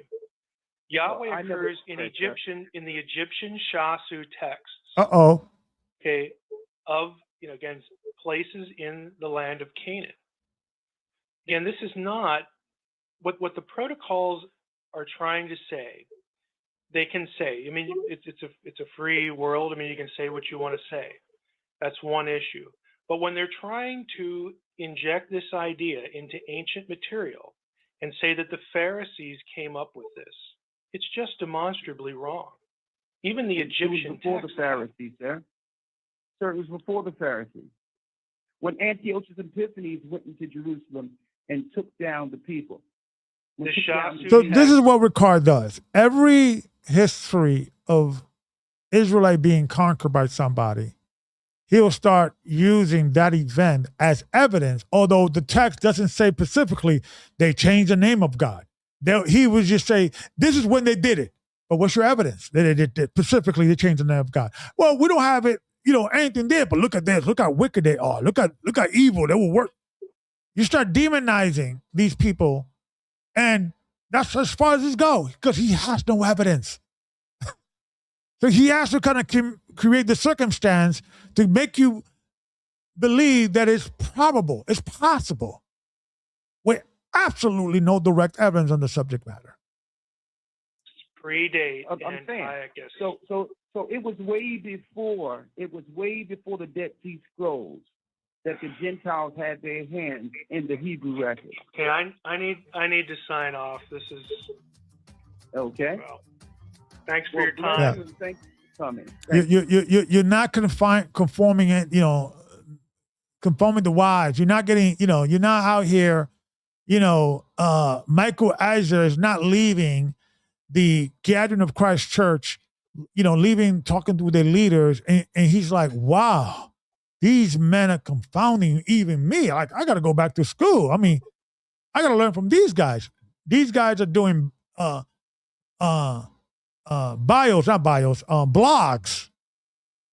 You got to read the blog that he did on this, and after he finished talking to these two guys, Gaja and Ricard, in 2013. He was like, I don't even know what to make of this conversation I had with these guys. Because Ricard doesn't understand that once he comes out of his community and he's not talking to some gullible dude that doesn't know anything, people that know this thing, they're going to be like, what the heck are you talking about? Because he's by himself. He's alone. Nobody believes this outside of him and the members of GOCC. There's no evidence here. And I'm sparing everybody. And I'm begging everybody to please, you don't want to be 10 years from now, finally waking up, right? Donald Trump passed away. Bush, Obama passed away. And Ricard's like, this is the new Antichrist. You guys, you finally get sick of it. I don't want you to be in a situation, man, that you're wasting your time, not advancing yourself, your family, looking at the future. Yeah, we should prepare for just in case something goes wrong and blah, blah, blah. But we should not be fixated on only that. It's not healthy. And you're going to hate yourself a year from now, 2 years from now, 3 years from now, 5. You're going to wake up. Everybody's going to wake up eventually. Please reconsider what I'm saying. Ricard is a dangerous buffoon. I'm sorry. He's not a smart person. And he is dangerously stupid. And dangerously, incompetent. And if you value anything about your salvation and your sanity, please listen to the sound of my voice. I'm not here to hurt you. I'm not here to manipulate anything. I'm just being awakened to the nonsense. Any last words you want to say, brother, before we end the show? If anybody wants to come in and comment, you're more than welcome. What say you? Just reading some of the comments here. Okay. I like this one. This is Tiffany Leia 982. He would think every time a scholar left is because they were confounded, and we would be like, thumbs up. I was so stupid. Yeah. Thank God we're out of it now. But exactly, it's like it's supposed to be that the confounding the wise. It's supposed to be that the wise are now reconfiguring their life and what they have learned, because these Christians, right, these Bible believers the Holy Spirit is feeding them with so much information above my understanding. And how in God's green earth, it has been, fishermen and just regular working blue collar workers. That's not happening today in 2026. So get your butt to school. If you want to learn this book, if you're going to learn this record, you can't rely on that anymore, because prophecy will pass, speaking in tongues will pass. There's going to be certain gifts that's going to pass, That's why during the time of Paul, he was saying what? Study. Because school's supposed to be universities. We're supposed to have experts in every field dealing with biblical exegesis. But now it has become a place in where anybody could just come in and be like, I'm an elder now, I'm a deacon, with absolutely no training. This might be a hot take, but Blessings 18, Blessings 81:8 put this up. Members of GOCC are better off going back to Christian churches and will have a better atmosphere than going to a conspiracy cult. They will be just as bad in going back to Christian churches. We got to get out of all these churches. We got to get out of these. The reason why GOCC and the One West and these pseudo creation of churches is because the church is so corrupt. So now, they're not better off going back to the Christian church. Nah. They're not better off going to the Catholic church. Nah. They're not better off going to the Protestant church. No. They're better off reading the Bible and keeping the commandments of God and the testimony of Yeshua. That's it. That's where they'd be better off. What else you got? There's this one. I mean, I don't even want to, but Let's bring it out. Let's have a conversation. Okay, so this is this guy. LOL, the Shashu were raiders who would plunder trade routes. Some of them were. And then Not he's all saying, of them. right, and that's the point. Then he goes on to say, "You're telling me they worship Yahweh, and that's the kind of things in which their God wished for?" Question mark. And so he's making it seem like the Shashu. So maybe he didn't come across that scholarship that you had brought out, but he's coming across like the Shashu were just like a monolith of raiders when that's not the case. Exactly. So study the scholarship, study the information. The Shanshu were there was your Shemitic people. You had the Canaanites, you got the Moabites, you got the Israelites, you got the Edomites. They were all called Shanshu by the Egyptian point of view. And I was able to demonstrate that. And even in the Bible, you had Edomites, Judites, and Israelites kingdom coming together fighting under that name. I don't think he's representing you properly when he put this, but anyways. It says Gabar is going back to Christian scholars. These Christian scholars are not, because it's like this. And this is what people don't understand.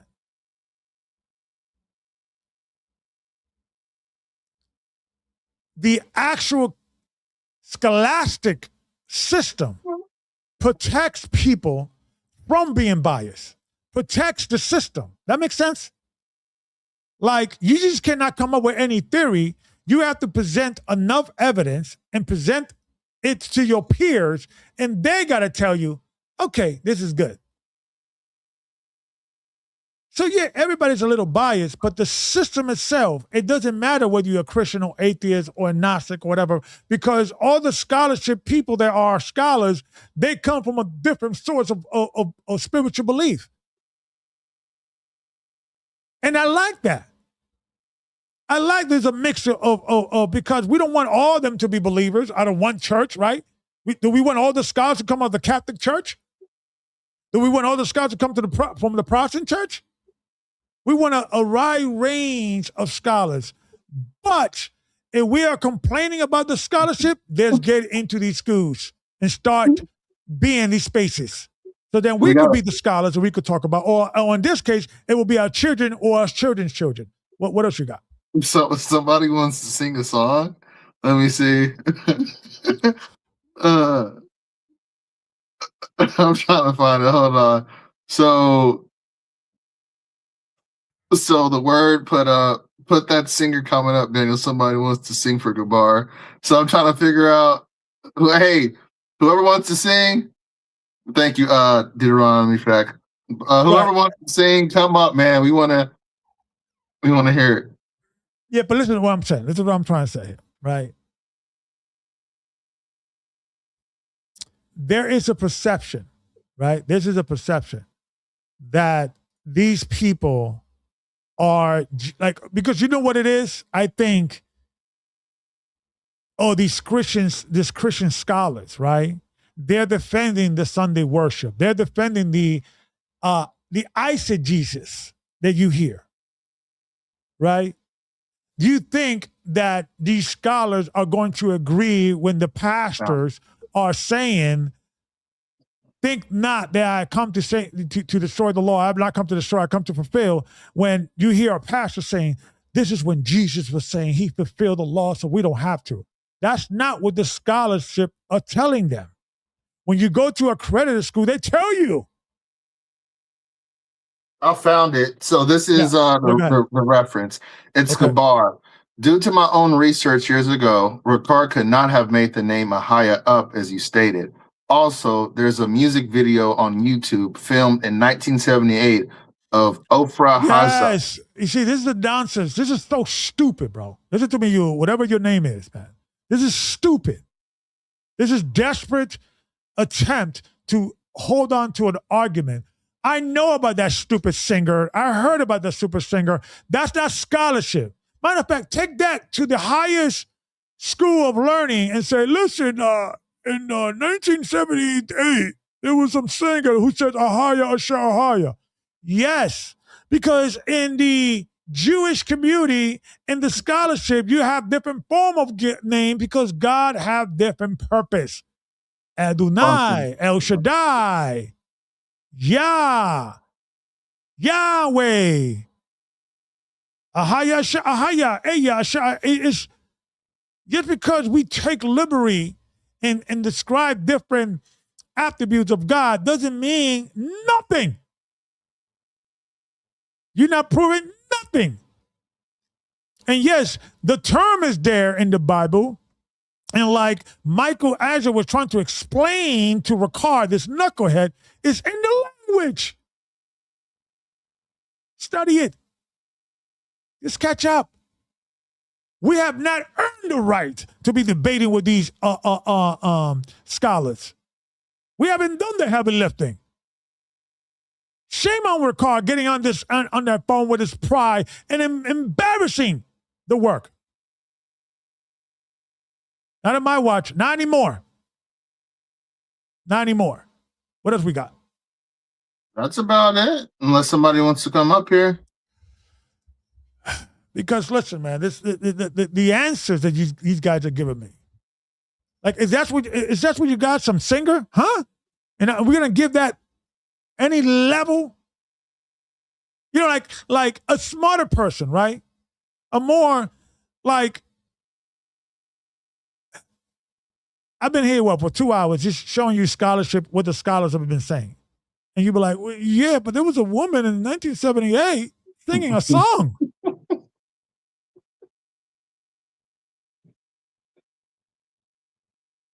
And I'm the bad guy for calling these guys idiots. I'm the bad guy. Like, what? Dude, come on, bro. This is what you... Oh, somebody wants to come on. They said, I guess we gotta put the link back up.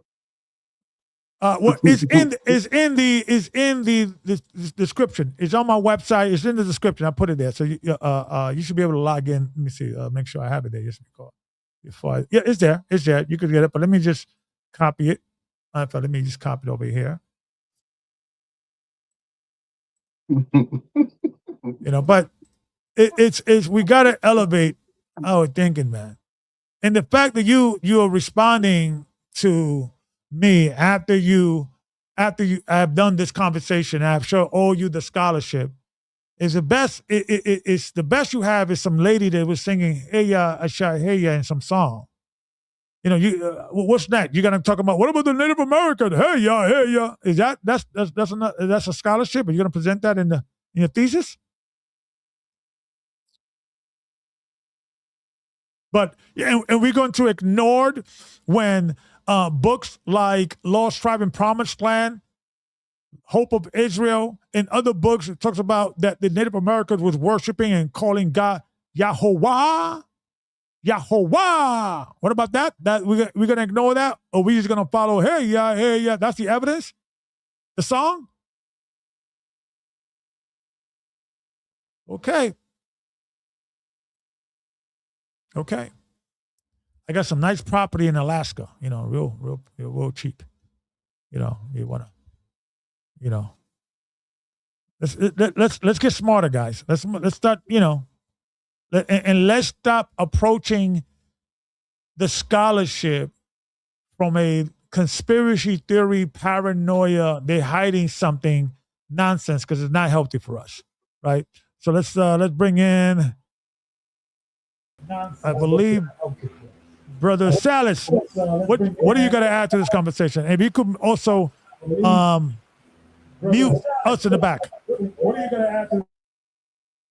Yeah, try to mute your because we could hear ourselves when you speak, Brother Salas. And you try to fix that. Let me see that. Brother, yeah, he's going to come back. Okay, so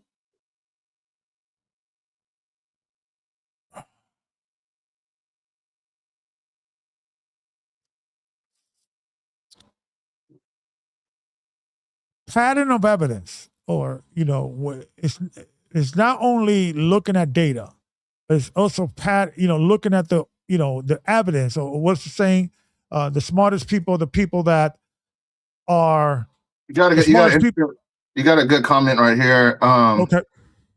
This is Damascus Entertainment. It says, would I be able to reach out to you about my experience with them and why I left after the last incident? You baptized me years ago, and I've still been listening to your words ever since. Yeah, reach out to me. All the description below and on the YouTube channel, and just reach out to me, email me. We'll talk about it. Recognizing patterns, man. Human behaviors and how people work, and how do people answer people when they don't have the answer to a question? How do people avoid questions?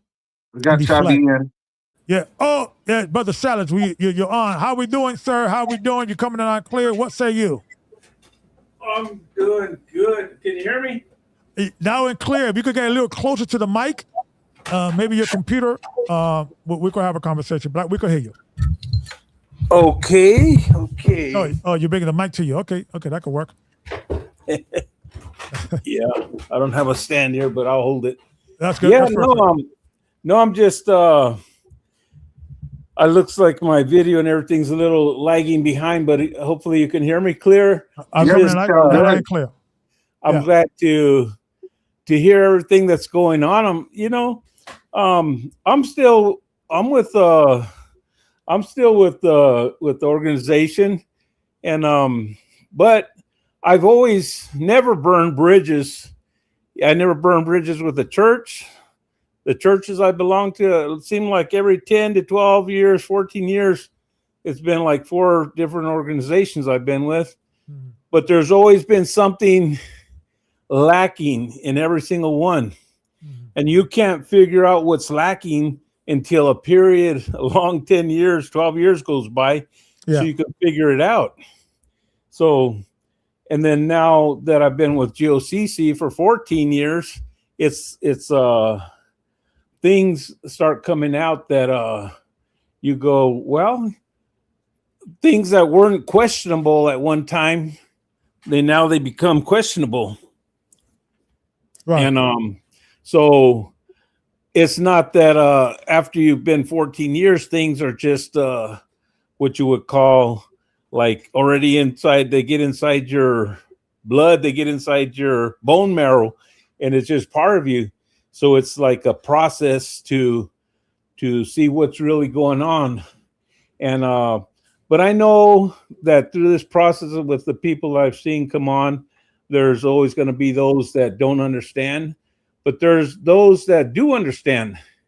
And there's those that the Most High brings in the multitude of counselors. He's going to put all the people that know finance, that get into, study, all the different things. The Most High will bring them in. You're just in the beginning process. Well, I think the problem is when you are in a cult, the cult leader needs to keep control. And if he will have a robust leadership that has scholarship and he encouraging scholarship, that scholarship is going to threaten his delusion. right? He's going to threaten his stand because there is no evidence of the name AHAYAH being the first original name and Yahweh was replaced and all that. That's all in his imagination. So a guy like that would never relegate power to someone else or control. And we try and we look at Ricard and we seem like he's reasonable because he could be unreasonable in other areas, right? Supposedly, but we start thinking there may be hope about the committee or rationalization. And like I said, anything is possible. I don't know. Maybe tomorrow he'll wake up and say, you know what? Maybe Gabar is right. We have to have a conversation about whether AHAYAH is really the name. Or he's going to wake up tomorrow and double down. Most likely that's what he's going to do. So I think we have to make, we're in the fork of the road, in the fork of the road right now.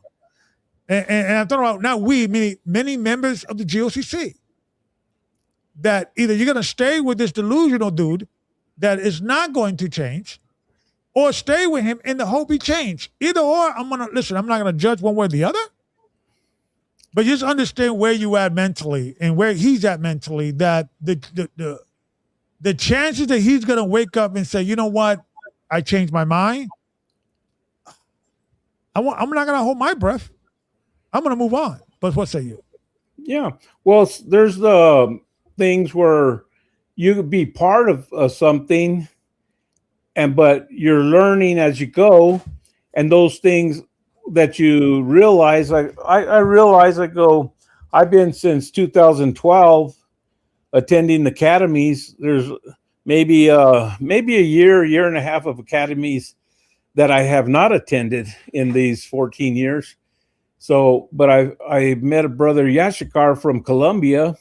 He learned 6 languages, and with a university class, he was able to learn one after the other. The 5th one was Spanish. He was teaching us the lessons in Spanish. We could understand him. He could understand us. Yeah.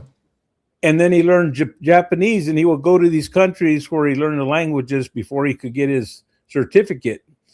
So, but then since 2012, I don't think I've ever heard 2 people stand up together in any meeting or somebody read for another person in the Hebrew language, where it's just in the Laquadon, Kodash, or whatever. Right. Yeah, I never seen 2 people stand up and talk to each other after all these years. Right. So if there was a university course they could take, but I don't think that's a language that they teach. Right. So if no one's able to teach it, well, it brings doubt to your mind. Then you can say, well, okay, I say this word, I say AHAYAH, but I'm not going to be offended if somebody uses other words, because if I don't know the language, we don't know the language. Even with the word Yahweh, some say Yahweh, some say Yehovah, Yahuwah, all kinds of different names. I know the Most High is going to know if they're calling on him with a sincere heart. Yeah. I know if somebody calls me Sebastian. We cannot make it about the pronunciation, because it was never about the pronunciation. But go ahead. Yeah. Okay. Yeah. So yeah, because if it's the pronunciation, or that's one thing. Just to say the Tetragrammaton, you just say the Most High.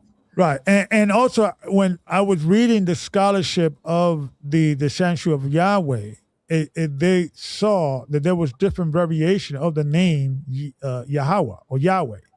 They had a short variation, and this is the only one that they found with the first 3 letters of Yahweh. So this showed the scholars, this is what I read on the scholars, that this shows that even the name of God has evolved in how you spell it, in the same way as the word Joshua, or the name Joshua, has a different way to spell it. Because the ancient Hebrews, according to the scholarship, the way you write the function of his name, it doesn't matter as long as the function is the same. Because every name was a function, was an action, was a purpose. And sometimes the name changes, but the purpose does not. It still means the same purpose. And that's what people need to understand. How in the West, the people in the East look at the pronunciation that came in much later as an argument. But in the beginning, it wasn't a thing. It was more his essence in what he represents. If you are under my name, if I'm putting my name on you, don't embarrass me. Don't misrepresent Yahweh and his commandments, his teachings, and what he's all about. That's what's more important in ancient thought, ancient Eastern thought. But go ahead, brother. Yeah, and then I was just meditating on the subject matter, and the Shashu people, and it was the Edomite people, and it was included in there the Hebrew people. Yeah. All the different ones there, and if their father was Abraham to the Hebrews, to Ishmael, even to Esau, he's going to teach them the Most High on the name whatever he had. Of course, we don't know that name right now. Yeah. But he was going to teach them, and then we have the ones. What we're talking about in that one city of Aris. Yep. Where they found the 12 tombs of the patriarchs. Yep. So they were the. I know we didn't call them the Shashu. They were called something else there. Well, the Egyptians were called them the Shashu, right? Because everything is from the point of view of the nation that is writing about the subject matter, right? We're gonna read about the same experience, or we're gonna write about the same experience from our vantage point. They're gonna read it from their vantage point. They don't know the difference. All these Middle Eastern Shanshu, they just call them Shanshu. They're not gonna go into, okay, these are Amorites, these are this. We know these names because this is our community. In the same way when people just call Latinos. They don't call us Puerto Ricans, Dominicans, Haitian, all the different subculture, they just call Latino, Latin America. Like the Romans, they called the people that follow Christ, they called them Christians. Yeah. It's just a title that these nations put upon these groups to identify them. That's all. But when you go much deeper, it's they call themselves different names. That you get a more detailed name recognition rather than just a simple paintbrush of a generic name. I gotta get ready to go to work. So I'm gonna say bye, guys. I'll catch you guys later. Peace. Thanks for your support, bro. I appreciate you. Hey, could I? Okay, yeah. No, and I was just reminiscing everything, and it's just awesome that even if we've taken that academy so many times, it's time for us to go out and see what we learned. Right. We shouldn't be embarrassed to talk to anybody. We shouldn't be ashamed of what we learned, and then we go out and we express what we learned, and then that's how you find out if what you learned is gonna hit it or is not gonna hit it. Right. And it's not hitting. The math ain't mathing. The scholarship is not scholarship, right? It is a lot of books showing and waving, a lot of theatrics. But when you calm down and you read the source and the information, there is no evidence ever that Yahweh is a replacement of AHAYAH, and it's a global conspiracy that the Masoretes and everybody else changed it. He has no evidence. He just made it up. The record is delusional. And he just showed us one. Yeah. I think we're just showing one side of the Hyksos. Right. When you just represent Esau, but those other ones. But when you actually do read some of the readings, you read some stuff and you find out, or even if you just Google the Shashu people, it's going to tell you it wasn't just the Edomite, it was all the Asiatic people. It was the Shemites, right? The nomadic Shemites in that region. That's it. It's not rocket science. But and this is the problem. That's why we have to go into what is the updated scholarship, not something that was written, 100 years, now about 30 years ago. And like I said, it has been updated. Some scholars even dismiss it right out. So we not know that? Why Ricard's not saying, well, listen, some scholars don't agree with his narrative. So to be fair, he's just saying absolute. We know that the Tetragrammaton is linked to Baal. No, it's not. We don't know that. Yeah. All the books you would bring out, I would knock them down. Matter of fact, the scholarship would knock it down. Because no one believes it, no one's accepted, it's not recognized. I'm sorry. Yeah. Well, everyone is scared of the scholarship. If Right. you go to the Christian church, oh no, we don't go into scholarship. We don't go into anything. We just believe in revelations and feeling good.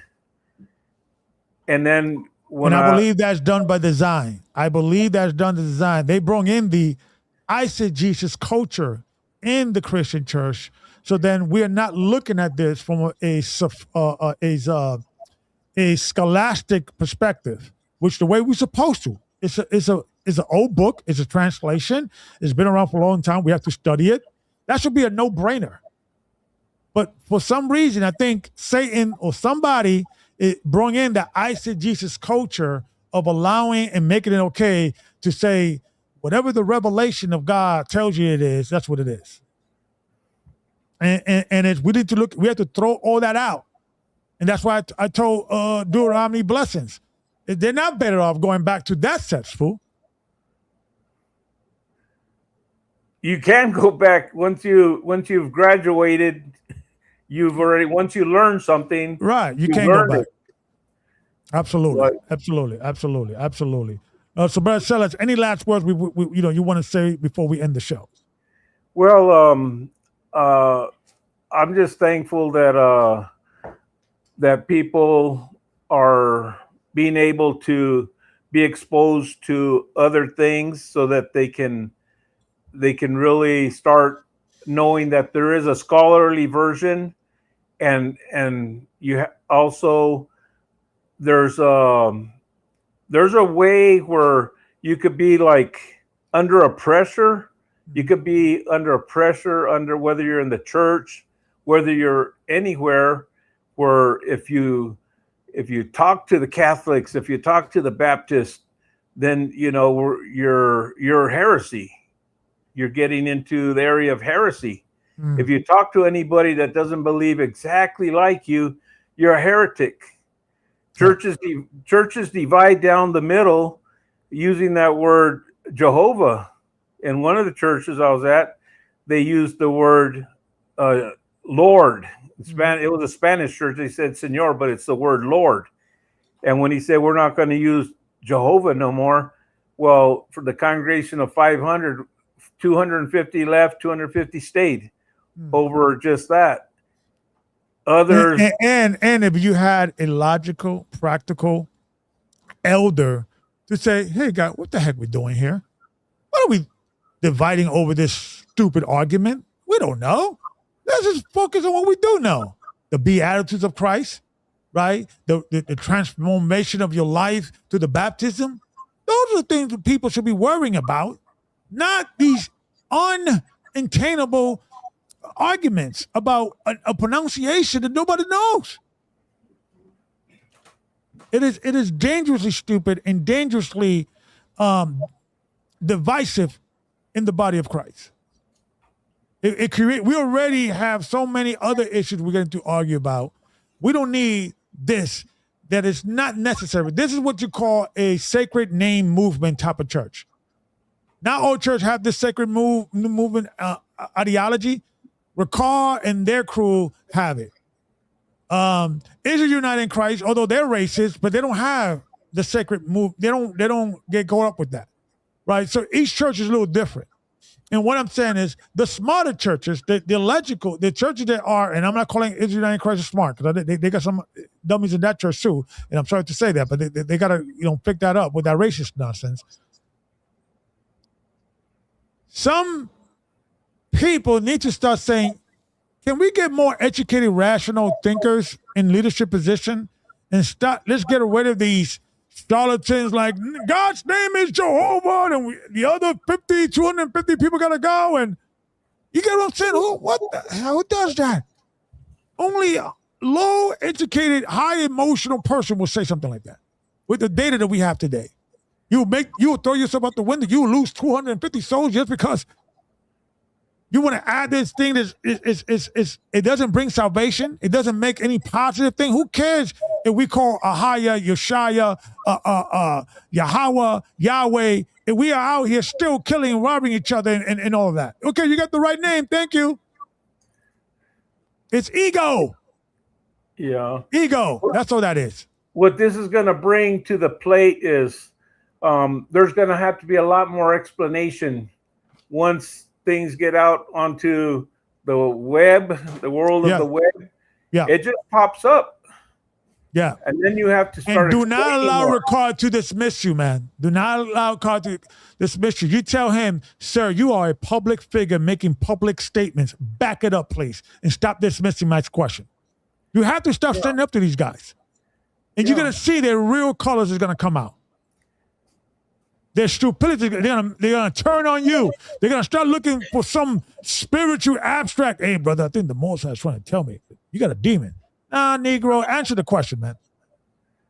Well, I don't feel any. I'm not the type of person to be controlled. If I can be controlled if I know that I've invested in something and I know where I'm going and I know what I'm going to do. But if I don't have an investment, then I don't have to. How would I say that? Well, I just know that when you stop going to GOCC, the consensus of what I knew, they said we could talk to you. So I don't have no problem if they say we can talk. But if they change their mind, I don't know. But I just take everything one step at a time. And as time progresses, more things come out. And you don't want to say certain things. You're always trying to protect those you love.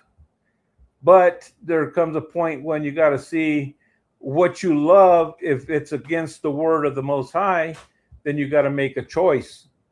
It hasn't come to that. A lot of the things like I learned with what came to me on coming to the truth, and it's not a GOCC thing.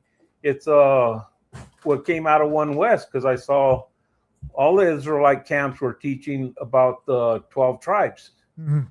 And that's what hit me, because every time I was in church, there wasn't one elder, one bishop, one minister that could tell me who the two houses of Israel were, and who the tribes were.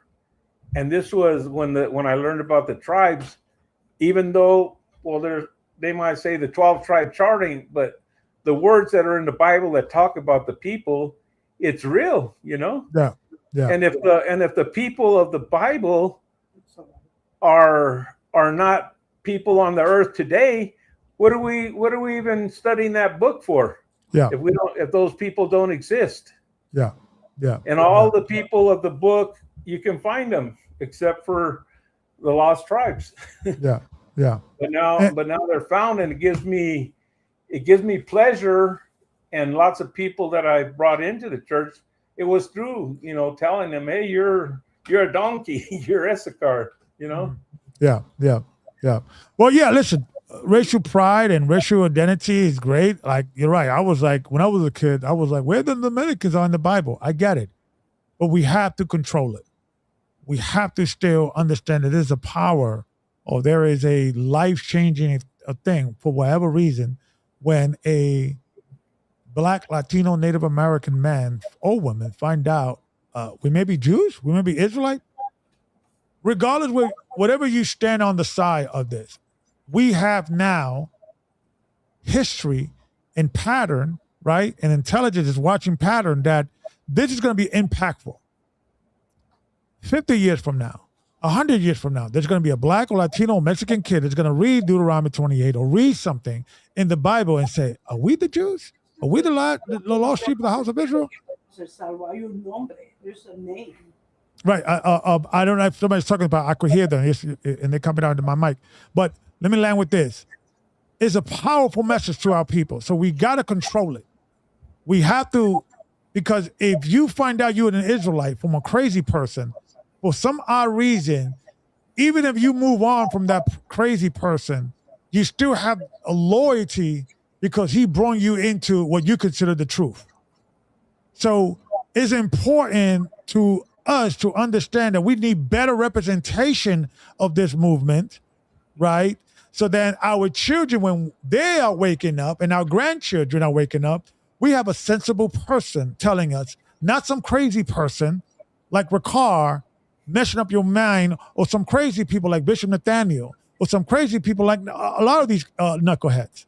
We need sensible Israelites to have these conversations and not turn these people into zealots. And I let you just say the last word.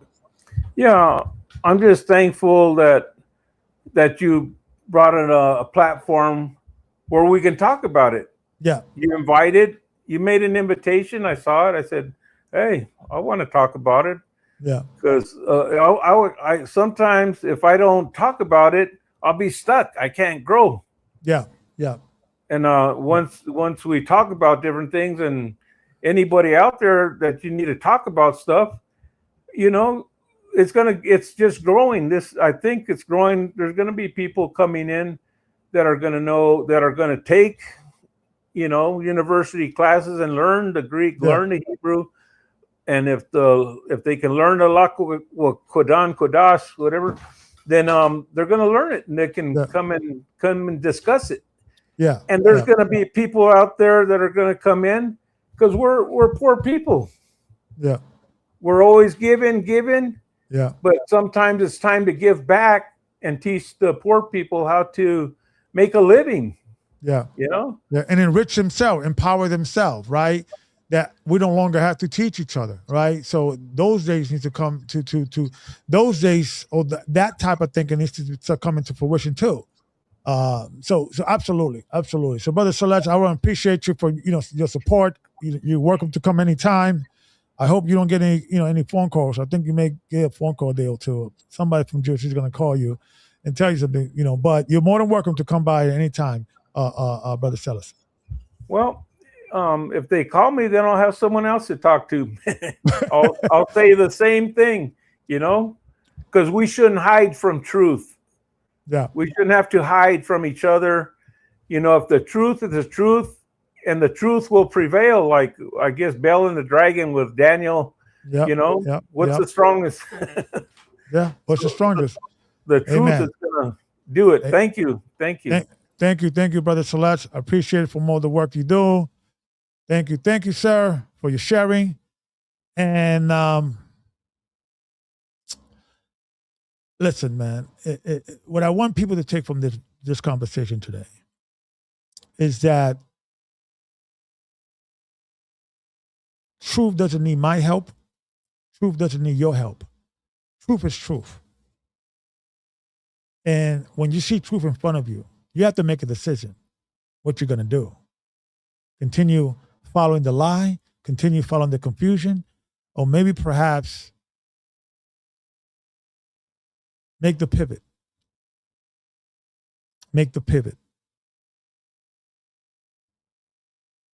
A true sign of a man who is true to himself is when he looks into himself, he realizes, I'm going the wrong path in life, and being brave enough to change it.